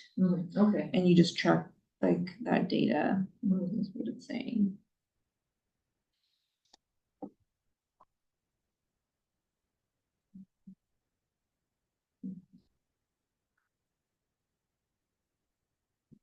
Make an observation. Huh? I want to make an observation. Yeah. It seems like at this point, we're basically talking about 3 major subcommittees then, based on a sort of process of elimination, essentially, for offer. If then it would be EV charging needs, retail alternatives, and urban forest ecosystem restoration. In the past 2 years, when we've done these subcommittee assignments, it's just sort of been like whoever raises their hand first. If it's possible to just have a real discussion about like where would we want to divide to make sure that we feel these are covered and we're not just all saying, yes, we think this is important, but it's not necessarily something we want to work on. I think it'd be good to just, get that in the open. So I can certainly start by saying, obviously I'm studying urban forestry, so that that's where I would see myself. But it'd be good to go around and talk about that. Yeah. And also the raise hands, join a subcommittee is kind of a little bit, if whoever, raises their hands first, maybe we can have, given that we kind of have a sense of what are the big buckets we want to work on, maybe we can have everyone send to Tanya what they're more interested in, and then maybe, not that that would be the subcommittee, but then that would we'll have a sense of how many people we have interested in which bucket. And that's, I think, how we have done it at some point in the past. So that's one action to send to Tanya or preferences. Yeah, your comments and preferences, If you wanna, or we can have a discussion I if think anybody. we can have I think it's good to have it out in the open. We can have it out in the open. but, my interest, I've been working on this for as long as I've been on here, so, I'll continue on the reach code issues. Mhm. And, I can start working independently, or we can work as a twosome until it's time to create a group. Mhm. The incentive programs related to energy, you're almost in the same arena as reach codes. Yeah, I That's the feel only like thing we that could, I'll we can offer. make it one subcommittee, Those then could we be defined. reformulate, yeah. Yeah. We don't call it a incentive program subcommittee, we just call it an electrification, something, a reconvened one, because maybe we can start fresh. Well, I think maybe we want to sort of have to get a scope of the committee, so, maybe we could sort of because you want, what's the time frame? What's the objective that you need on it? I guess, could you expand on what you think, why you think incentives and the reach codes are the same? Because to me, that one's very much policy based and one is very much. It could be very community. different. I think, well, and maybe I'm drawing too much of a conclusion, but I think actually the incentive programs, I think, get narrowed down very quickly when people start talking about it. Because I don't want to throw cold water on ideas, so, but my personal analysis of that is would be a real heavy lift for the city. Incentive program? Yes. Yeah, and so my mind works to what's the possible solution, and I'm down that road already, and I can only see one, and then I don't wanna color the thought process and the brainstorming at all. Yeah, I mean, I see that as being the more effective one, but I feel there is value in nudging people in a certain direction with bits of carrots. And they don't have to be dollars, which is why we were talking with the funding department. It could be some other ways of, like. Okay, that's why we don't want to hold the discussion. Yeah, right so now. I mean, no, we should have the discussion, because But, if it doesn't make sense, then, or if there's other ideas to put into it. So So if we're already gonna be putting money towards something like block power or for the next 3 years, is there more discussion we want to have on incentives? Well, I guess this was is the just big question I it's have. just from the direction from council from that one meeting where at least two of the council members said we want to, incentivize people. So that's why we spent a little bit of effort talking to, a couple people in the city trying to figure out and we haven't yet talked about the financial incentives, but that's some of the things they were throwing out. Are they looking at the incentives as the carrot and the stick is the reach codes? Yeah, so start with the carrot and then bring in and that's at least my understanding of what they said. But, we're on the subcommittee together right now. Based on what I've learned so far, I don't. Are we on the subcommittee? So it was, You're a subcommittee of one because Laura Texler was your partner, right? no, I it was was Regina, Laura and me. And so I was left and I was, that was not, and they were doing the major work on that one. So, Colm jumped in to help and he's been doing the major work on that one. So it's the two of us. Okay. Currently. And, incentives, they do help, but they only get you so far. And that's kind of some of the learnings from speaking to some of the other towns in the area, that they're frustrated because they put all these incentives in place and no one's taking advantage of them. So I think part of what it comes down to, and I still think this is more in the carrot arena, is how do you make it really easy for people to choose to adopt the technology? And I think there's still a ton that can be done on this that's not being done right now. And if you look at, as an example, Palo Alto and how they've been successful, yes, in part it is because they have their own utility company and the energy is cheaper, without doubt. But it's also because they've managed to turn the corner on making it easy for people who decide they want to electrify their home to actually do it and implement it. So I think if we only look at reach codes, and we don't look at that aspect of it, we're going to be missing an opportunity. And there are several cities that, like San Jose, has major incentive, and a lot of these are, first come, first serve. So it's like, okay. But is this discussion about what? Are we gonna do two subcommittees or one? Yeah. I like to keep things simple and just say one electrification subcommittee that includes both sticks and carrots and nail it, just knock it out. I'm okay with And that. that can start day one and again, it can be the existing one or a new one. So then if we're asking for which topic I'm interested in, it would be electrification, but I also know that's probably what a lot of people are interested in, so I'll do whatever. But that would be my preference. And you don't have to say if you prefer one or the other, but or the third. Incentive? No, which area Oh. you're most interested in working on.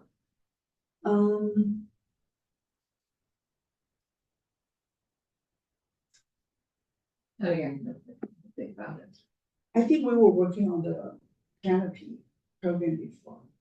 We could be on that.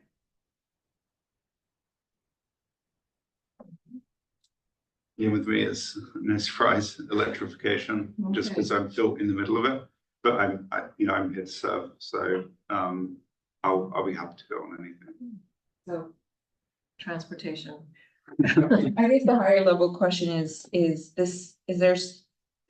are all these things people are willing to work on and. Yeah, so that's the other question, and you can read through it, and if there's something anybody feels that this doesn't make sense for us to invest our time on this year, that's also a valid thing to either say now or to send to Tanya. Excellent. And if we're missing something that you feel like, well, this would be more worthwhile. I know some of you had sent your comments before, we did try to.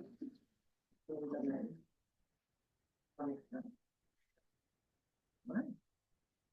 Excellent. Thank you. What's next? So we're done with this, so we recap what next steps are Yes. You wanna do it? so, it sounds like all the commissioners are okay with what's presented here, but we should reduce the amount of prioritize and make this more palatable for the council, and when we present it, we should mention that something about how a lot of this we wouldn't take on, the commission wouldn't take on directly, neither will staff. And that council should clarify what they see the commission working on versus other divisions or departments. Whether that be, you know, the commission saying we should work on this, and then council saying that other departments need to do it, and that we should also remove the notes from this when we present, or is that was included? That was in the template, so we can simplify them. Or we can put in, instead of notes, more deliverables, which we tried to put in the projects, which is why that got a little big. I've seen, I mean, at least the Complete Streets Commission had fairly lengthy work plan. I don't know what their final is. This year? Yeah. I mean, so again, we can try and simplify it a little bit, but I'd rather just personally go to the council with more and have them tell us no.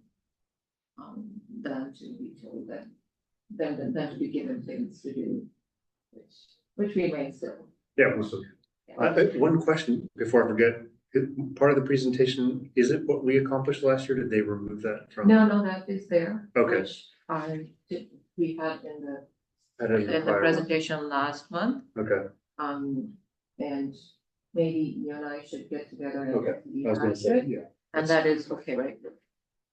Working here. we've been working there on that, yeah. Everything's.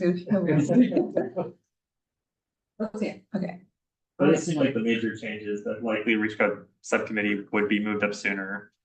And that like with that research, and then Senate, and then electric shuttle is likely just to become a liaison, it sounds like, And then we may take out the source. right? So. Pretty substantive. Yeah, I think And that's also for everyone to, you know, send me any comments or concerns or whatever they think of after the meeting Yeah. before we go to council. So pretty quickly, Yeah. you need feedback pretty quickly. Yeah, in the next week or 10 days. Yeah. Okay. Thank you so much. Okay. what's next? Commissioner- Oh, no, we're good.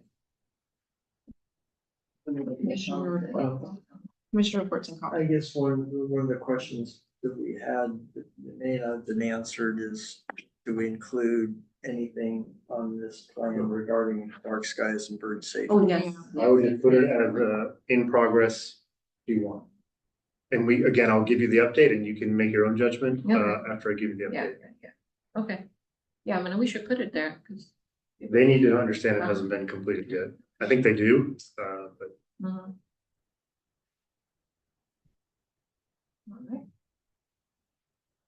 All right, Commissioner updates. Council meetings. Summer meeting? Um, Are there more than one meeting to talk about? This is only one that's meeting. So yeah, the December meeting on its face was not very eventful. It was turnover of city council member.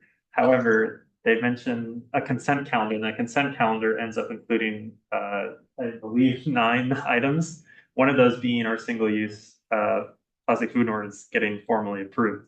The wrinkle in the procedures was that Liang was interested in pulling that to be able to share some public comment that she got about it. And because of the way that they proceeded, she did not make those comments. So we would have to collect that from her if we want to hear what that feedback was. But that is to say, it got approved, but the words single-use plastic were never uttered during the thing. It was just part of a consent calendar. So something to be wary of in terms of how city council proceedings can be, that not just listening is not always complete. so it is on the consent calendar though. It's on the consent calendar, but if you were to, it passed. So that's the big. But you're saying just say it's a lesson for future. It's something to be aware of, is there's sometimes environmental stuff can be brought up without the actual words being uttered. So whenever anything's on the consent calendar, unless it's pulled by council members, they won't discuss it. So, and it's usually something that's been discussed multiple times before that point. Yeah. They refused to pull it, the other councillors refused to pull it, and it got approved as is. Is that what happened? Yeah. So Yeah. Okay. it was discussed fairly in detail, the previous or the Yeah. previous It was meeting? gonna be In the approved in November. November, but they pushed it back. Yeah. Yeah. To December. Yeah. That's great news. Good. Yeah. And then we need to review 2025 assignments, which Is in there, right? is in there, and I don't know if anybody has a change we need to make. So basically what I did is I just started from the bottom and, you know, put everyone there. So, Colm, that's why you're first, because I don't think you've been to one yet. And then we, whoever will come in will be filled into the TBD.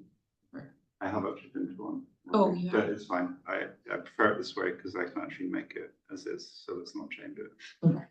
And then as with last year, if you can't make it, it's up to you to coordinate that with someone else. But you can always watch the recording and. Correct, you can always, yeah, if you, exactly, you don't have More to, efficient. unless you want to be there for a comment or something like that, obviously, but. But the anticipation is a little bit there in case council wants input on something for that meeting, from the environmental commission, right? It's Oh, just no, a I don't- report we're back. actually not It's allowed. read-only. We're not allowed. We're not allowed. Yeah. Okay. We have to, in the previous, the 2 meetings previous, put it as an agenda item. And then then the discuss it. previous meeting, discuss it and say that we're authorizing someone to make a comment, and that's, it has to I be, see. it has to be 2 months.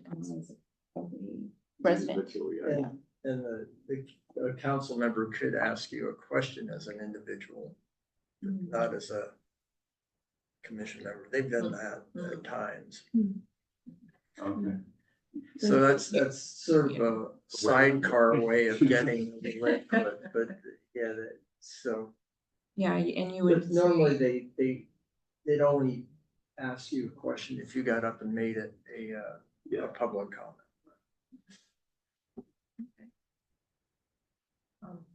Okay, so we're good with the council assignments? Moving on, subcommittee reports. You want to take the building? Yeah. classification since you- Sure. on the legwork? So there's a couple of notes as to how this was led up to, but we had a presentation from Silicon Valley Clean Energy to the Building Electrification Subcommittee, where they explained to us that they have done a soft launch on what is essentially a turnkey electrification product. So basically, residents can request apply for an electrification of their homes. They can get a proposal from Silicon Valley Clean Energy, which includes also an assessment of their home and upon financial commitment, installation of electrification. So they high level just details about the program. So they launched it in November. It's actually in soft launch stage. So they haven't done any active marketing or PR around this yet. And the reason for that is they're currently trying to work out the kinks. They do have plans to go full scale with it later this year. They kind of said end of Q1, early summer timeframe for this. Not exactly sure when, but then when we spoke about the EV fair, they liked the May timeline for this because they said that would coincide with the intended hard launch. The program is slated for 3 years initially and is intended to serve 600 residents within Silicon Valley's catchment area. And they broke this down into 350 market rate customers and 250 income qualified customers. So there's kind of a breakdown of how they're, I guess, applying rebate dollars to those numbers. So as I said, the program is really turnkey and it's focused on residents who do want to electrify their homes. Some of the benefits are that they say they give customers peace of mind because one party manages all aspects of the upgrade. Designed specifically for residents who know they want to electrify, so they're not trying to convince people to electrify, but it's a program for people that decide if they want to electrify. They handle permitting, work estimates, and installation. The scope, it includes heat pump water heaters. It also includes heat pump HVAC, which could include in the scope, smart thermostats and ductwork replacements. So everything you need to make a system work together. It also includes electrical appliances like induction ranges, cooktops, etc. And also electrical services like panel replacements and upgrades should it require. The pricing is fixed and is available on their website. They actually work in the background with Franklin Energy and several contractors who deliver the service. Franklin Energy, I think, is there more as an advisor to make sure that the in-home assessment is being given in a product agnostic way. They also help customers navigate rebate eligibility after the at-home energy assessment, which is quite nice. So I think the special thing was that they take the rebates off the bill. So Yeah. they do that upfront, kind of like one of the companies we had talked to before. Yeah, so they essentially grant the rebate and then they claim it in the background, so it minimizes the upfront costs for the customers. They also have an emergency water heater replacement service for a broken or failing water heater. And they say that the target is that they can guarantee a replacement within 48 hours. And there's even a 24/7 manned telephone service that you can ring up in case you need something. Yeah, one thing also said that they would be very happy to come in and give a detailed presentation to the commission in a couple of months about this, which we kind of predicted we would want to do. I think they asked for a little bit of time for this because they're currently working out some of the kinks. So we identify a potential meeting for this year. He was talking about April, May timeframe. Yeah. And I think maybe it would be useful to, well, we can talk about it. We can discuss, right? Since it's small, everything's discussed. It may be useful to present a brief summary of what they do so that if needed, we can encourage staff or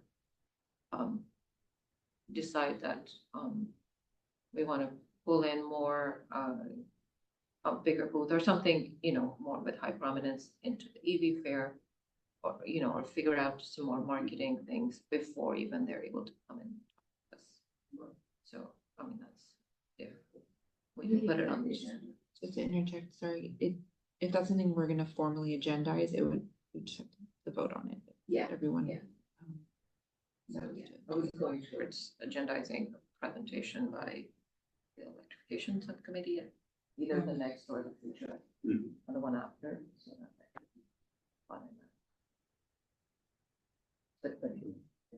That sounds like great stuff.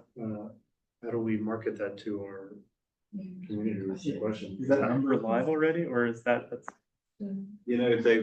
We asked them how many have you done so far, and the answer at the time, which was about a week ago now, was 0. They did mention they had, to be fair, they've been trying this since November, and I think they targeted a number of homes that are eligible for no cost upgrades, just because that's a logical place to start. I think they said they had 8 in the pipeline that are kind of in scoping. And the overall numbers for 3 years were 600 they're targeting. So they've got I guess, a program funded for 600, and that's not just Los Altos, right? That's everywhere that they serve. It's limited in the number of. Yeah. So it's early stage, but one thing to think about is that could be a topic for our quarterly article in the town crier. Yes.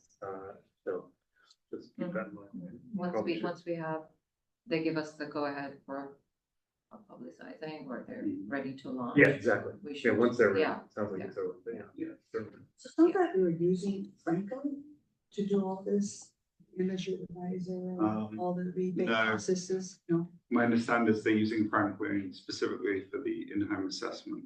Oh, So, okay. So the whole thing was still needed. Franklin, it was unclear to me who was subcontracting whom, but it sounds like Franklin will subcontract to one of 3 different organizations. I think Fuse Energy is one. Oh gosh, I forget the other 2. There are 2 others, and depending on, because some of the contractors only do income qualified, some of them only do market rates, so depending on the actual customer and their economic situation, they might get a different contractor. But Franklin Energy just, I guess, does the kind of the scoping with the customer in a neutral way, and there's no cost to the customer. I'll ask about the emergency water heater. I mean, so if someone were to call that, does that house now be counted as one of the like 600 that they're shooting for? I figure if they fill out the application form on their website and trigger the process that way, because it's actually live now. You can go there and you can fill out an application form. If that happens, then they would count this as their customer. Okay, but the number is accessible or will be accessible?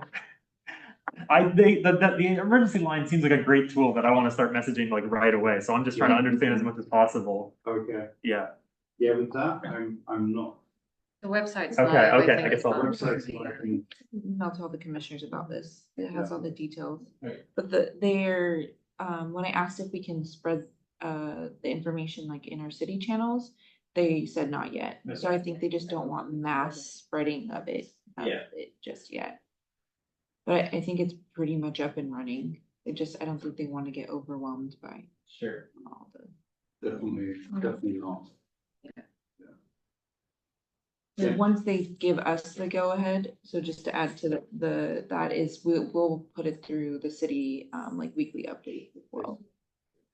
They proposed, that they could come meet with whatever community groups. Once they're ready, they could meet with, local groups, Green Town's setting up an event. And they also said we'd be happy to bring over a little show home. All that, I think, sometime in April, May. I think it ties up nicely with fair. Perfect. Yeah, and then we had some other conversations that pointed in this as being a promising direction. So I spoke to the Los Altos Hills. They also have a similar environmental committee, and their assessment was without marketing and some kind of a turnkey solution, you're not going to get anywhere, even with incentives. That's been their experience. So then it was great timing when you forwarded that link that we were able to follow up on that.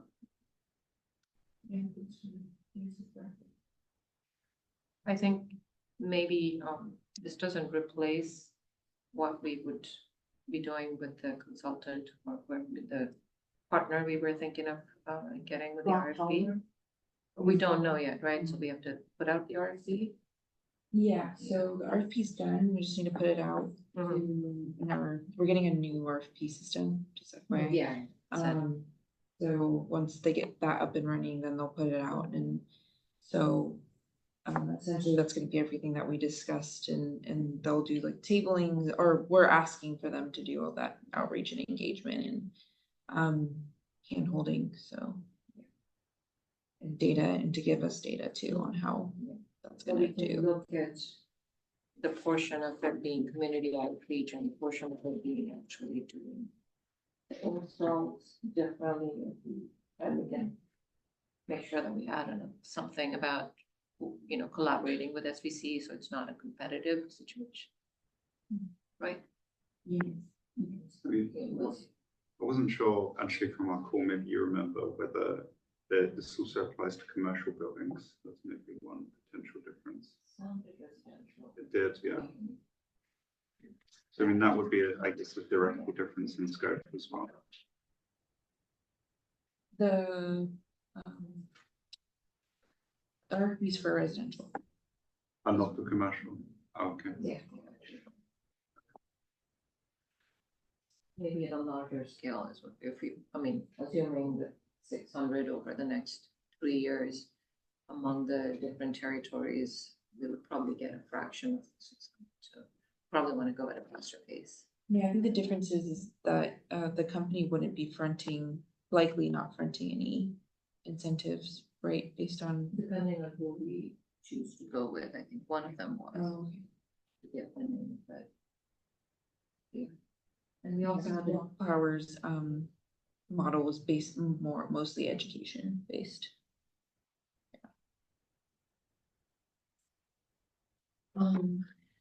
Yeah, we also met with planning. And I don't have my notes with me on the details of that. We did talk about, as I said, how could we encourage people to, even without reach codes, to build a full electric home. And one of the things we did discuss was, you know, if you're building a new home and it's all electric, maybe the city will share the cost of bearing the pole. It seemed it would require a fair amount of budget. Things like that. I'll pull up my notes and share it maybe next time. It was not that long ago. All right, dark skies. Okay, dark skies. I have a quick presentation just so everybody's on the same page of where we are. And we'll pull it up. So I'll just get into it while you're pointing, Tanya, if that's okay. So just to review where we are, like how we've been working on this. So the council requested input over a year ago in November 2023, believe it or not. We finalized the recommendation in April of 24 and turned it over to staff. Staff was deep in the housing work at that point, so didn't actually get to drafting the ordinance until October. And then at that point, they decided it needed to go to planning. I recognized it needed to go to the planning commission. It was supposed to be a rubber stamp, and in fact, it was not, which is too bad. But anyhow, as of now, there is no date for council set for council discussion. And then just quickly reviewing what happened in the planning commission, they did not support bird safety. And if you watch the presentation, I think there was some misinformation. It was November 21st. There was some misinformation or lack of context provided, and I'll go into that in some detail. And so at the end of the day, the planning commission did not support bird safety at all. They didn't feel like it's an issue. They didn't understand why it was being brought up. And they supported the lighting ordinance with the key exception that it only applies to new builds and remodels, and there's no compliance period required for existing lights, which I think we all think is an issue, given we have no lighting ordinance now and there are issues out there. So the end result is there are going to be potentially 2 recommendations to council, which is, I think, another problem because then council will have to wrestle with that. And I have asked both Nick and Gabe that, in fact, let me go back to planning if it's allowed and re-present and try to get us aligned. So we have one recommendation to council. Gabe has not gotten back to me on the result. So quickly going to the next page, why did this happen? So I think what happened, there's 4 statements here that were made in between staff and between the planning commission. And I'm not blaming the planning commission or anything else. I think it was just the way things work. The first point is it was stated that it's regulating a problem we don't have. So I don't think there was no context given that this is a very extremely vibrant and rich area for birds. You know, we're bounded by the ocean, the bay, and the Santa Cruz Mountains, all of which are extremely rich. in bird life, and those birds who either don't observe city boundaries. So they go everywhere and they are in our community. Moreover, I don't think it was clear that the planning committee was not related or told that bird population is declining rapidly. It is a problem. There's been a 30% decline since 1970. So they didn't have any of this context. And moreover, that we reside in one of the richest migration patterns around, that we're in the Pacific Flyway, and those birds do stop in Los Altos to rest in our open spaces. It was also said it was modeled after Cupertino, which again was not actually true. We looked at a number of different ordinances, including Cupertino, and a lot of these ordinances are pretty similar. So we didn't just look at Cupertino, we looked at most of them. The statement was also made that Cupertino did this because they have a bird migration path that helped drive this ordinance, again, which is not, I don't know where that comes from. There's multiple paths and riparian corridors, including within Los Altos. We don't have the richest number because we don't have the most open spaces and we're small, but we certainly have riparian corridors and migration paths that are critical to protect. And finally, it was stated that this was an unusual ordinance. And again, I don't think that's actually true. Cupertino, Mountain View, Sunnyvale, and San Jose all have some bird safe design guidelines and requirements. Palo Alto is about to put in a very robust bird safety ordinance. In other areas in the Bay Area also have them, San Francisco, Alameda, Richmond, and a number of others. So there were a number of, I think, things that were taken out of context, were not explained, and so the planning committee was kind of like, what are we doing? This doesn't make sense. Did somebody present it to them, or did they just review the? They reviewed it, and city staff presented to them, and again, it was, I think I should have been there. I happened to be traveling on the East Coast, so I was not around, and we were under the impression it was a rubber stamp, that it wasn't going to be a big discussion. Mm-hmm. So both of us did that. Yeah, I asked to be present, I remember, but I think it just said that, well, they have a lot of agenda to go through that day, and so, yeah. Yeah, so these are, and I'm relaying these points because I think I'm going to relay these. If we go as is, these are the points I'm going to relay to the council as well, so they make sure they understand the full context of why we were preparing bird safety. If you go to the next slide, Tanya, there were other issues on bird safety. They felt the planning commission was concerned that the windows were costly, and in fact, they're not that much more costly than a normal window. And if you think about total development, it's negligible, right?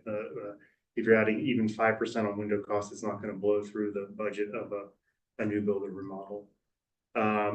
There was also comments made that felt like these windows impact views or look of the building. That's kind of subjective. I don't think it does. It hasn't been a major complaint in buildings that do have it. There is feedback some of these major companies that have done it, that people enjoy the windows, especially when they realize why they're doing them. And I think the other point is, like, these window treatments weren't going to apply to residential windows anyway, really for commercial buildings. And then finally, we have data, that in fact these windows do save lives, bird lives. There's a building in Mountain View that they've actually collected the data on, and there are collisions, and of the observed collisions that they're certain of, there's a lot more that they think happened. Only one was on treated glass, the rest was on untreated glass. So I think if the commission, the planning commission had these contexts and data, the result might have been different. And again, these are facts we will relate to the council. On the lighting ordinance, they generally accepted it with the concern that it was costly to comply with it. The discussion was, quite frankly, kind of convoluted, like a lot of commission discussions are. But I think, if we had been there, we could have made the point that these are not extraordinary items. Basically you have to shield your light, you have to time them, and they have to be the appropriate warmth for Kelvin, and they can't be within 5 feet. And so I think those are all pretty simple, and they're not costly to remedy, especially if you're talking about the time periods we provided.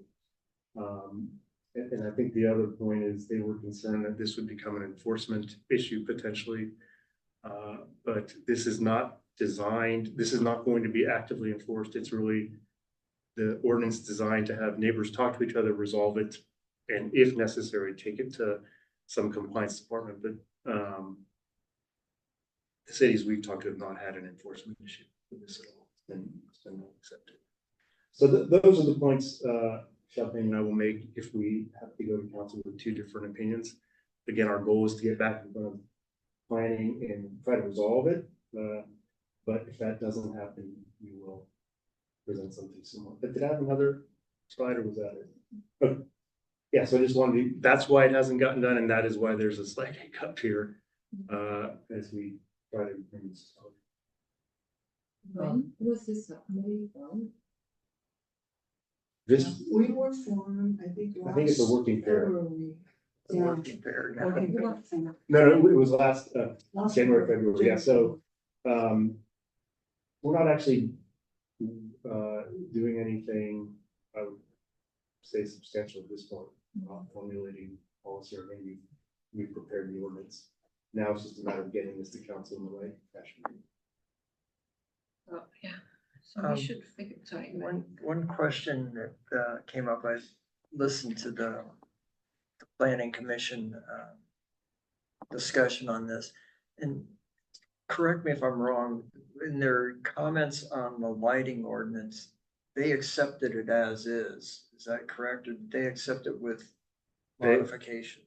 Their feedback was they don't accept bird safety and they Well, I'm talking No, no. about the lighting. and the lighting they approved, but they don't want any retroactive Duration of compliance. Enforcement, yeah, it's like we So if give you have a- 10-year to residential, 5-year commercial, they're still concerned about it's too short a time, and also the cost just to replace those non-compliant lights.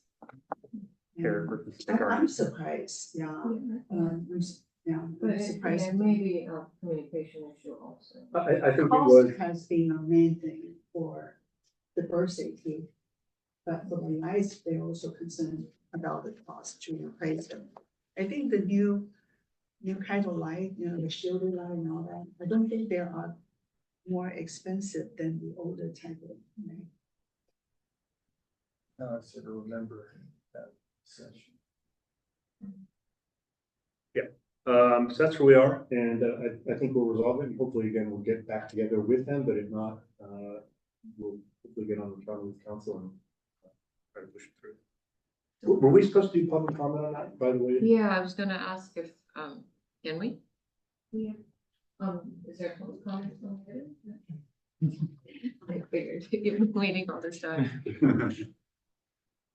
Hi, everyone. Dashiell Leeds from the Sierra Club Lumber Pieta chapter again. I just wanted to thank you so much for your work on this ordinance. You've done a really amazing job. I do like the idea of having that like bifurcated approach. If you're unable to get the planning commission direction that you want, still coming to council with that option to have the more stringent or stronger version of the ordinance. And of course, just making sure that everything's like pre-approved by the city attorney, just so if they go with that alternate version, they can just go with it and they don't have to circle back around and do it again. But yeah, I love everything that you've discussed here, and myself and Shani from the Santa Clara Valley Bird Alliance will be available as well in the lead ups to these meetings. So thank you so much. Thank you very much. Yeah, so it's unfortunate, but when is the next opportunity to go in front of the planning commission? I don't know, but Gabe is working that out. I think Gabe and Nick are trying to figure out if that's the right process, and then when it would. Would a potential first step just be making a public comment to them if it doesn't? Of course, I don't know who you'd make a public comment to. Could we authorize the subcommittee to speak at the planning commission meeting? as I was representing told- the environmental commission? I had asked if I could reach out to them and, I wasn't told I couldn't, but I was told probably not a good idea. So I Yeah. can loop back with Gabe and clarify that. I don't know if Tanya, you know whether it's breaks a Brown Act for me to reach out to the head of the planning commission. Can't imagine it does, but I don't know.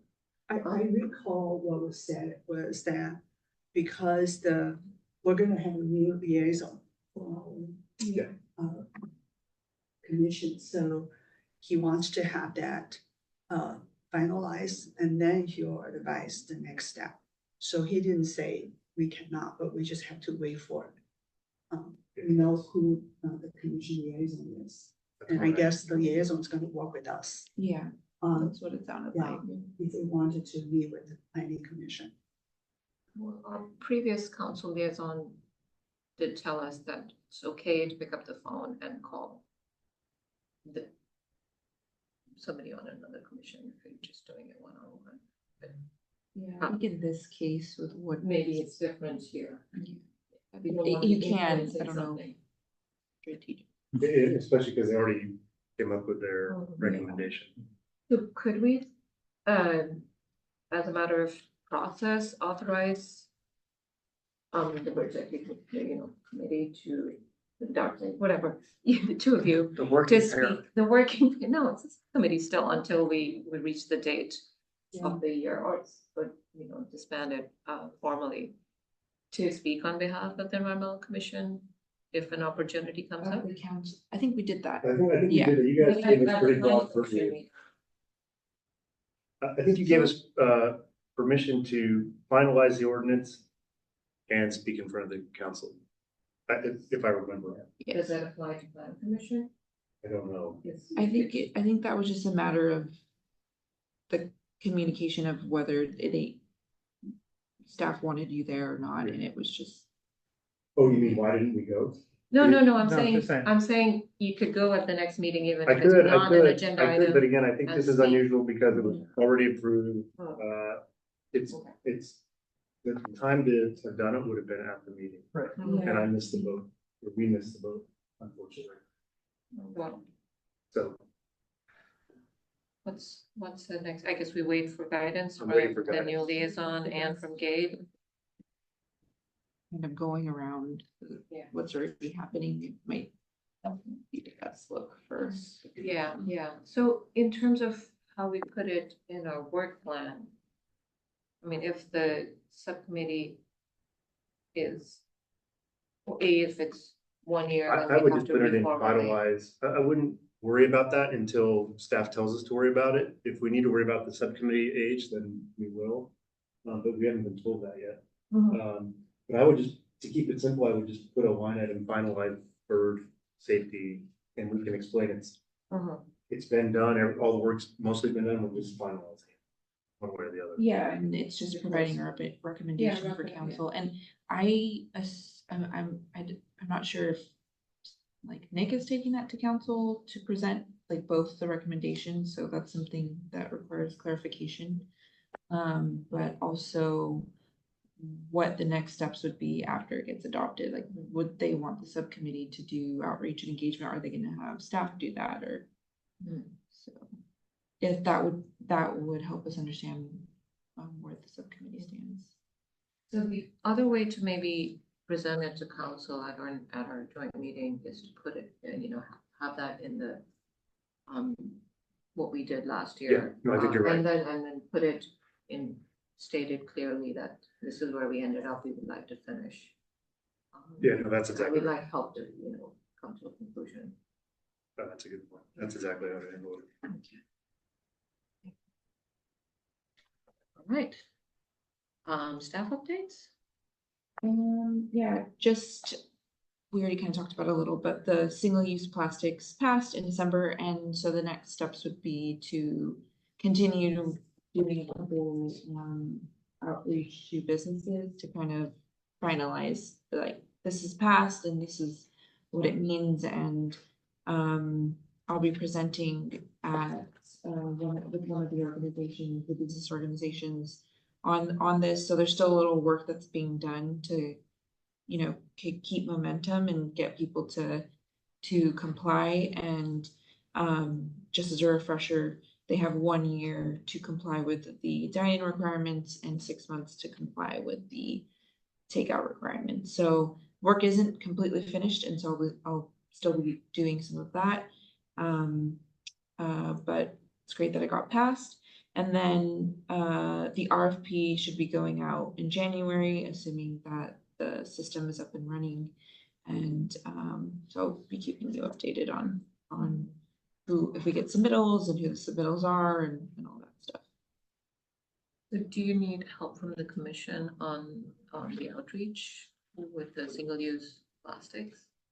I don't think so at this time. No, I don't think so. All right, potential, anything else? Nothing that I've already mentioned. I don't think so. Potential future agenda items. We have the SBC update, which will imminently happen. Cal Water update when that happens. Is there any other agenda items? The only, and maybe it's just a matter of you and I talking about how we're gonna handle the outreach or the outreach plan and who's gonna manage it or how we assign responsibilities. Yeah, so the way we had structured it would be with single commissioners. I don't think because you presented it, you have the burden of Okay, implementing it as well.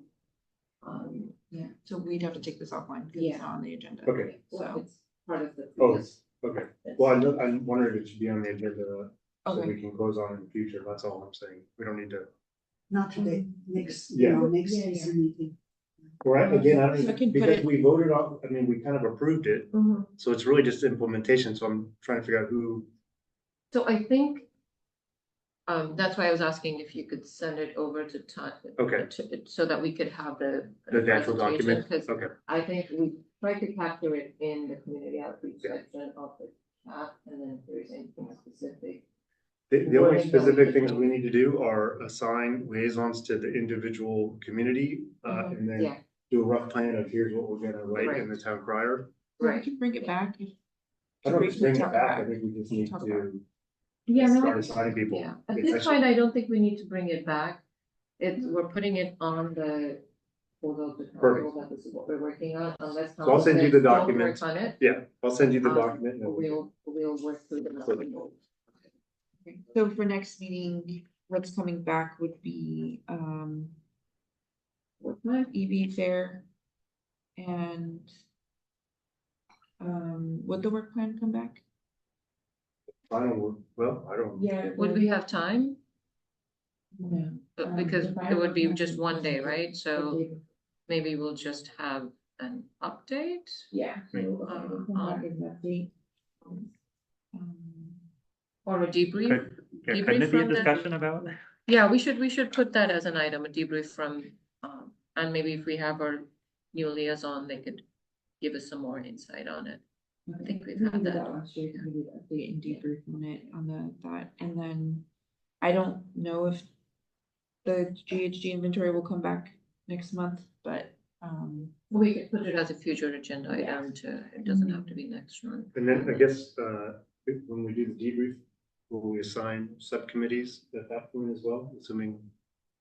So, because that's February, right? So you probably Well, want to I start. think we have to have a finalized plan. yeah, I think officially we'll have to sign in February, so that could be under the Debrief. debrief.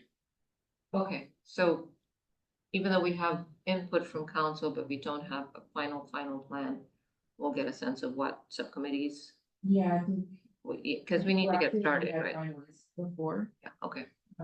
so if we need to, you and I We can can- talk, and then we yeah. can ask everyone what. Sounds good. If they want to be on it. And then an electrification update, and doesn't have to be next month, it could be the following, but Yeah, so that stays on, ad hoc ad as a hoc. presentation item, does it matter where it is? We don't have to vote on it, Okay, so, yeah. okay. It's okay. Anything else anybody would like to close?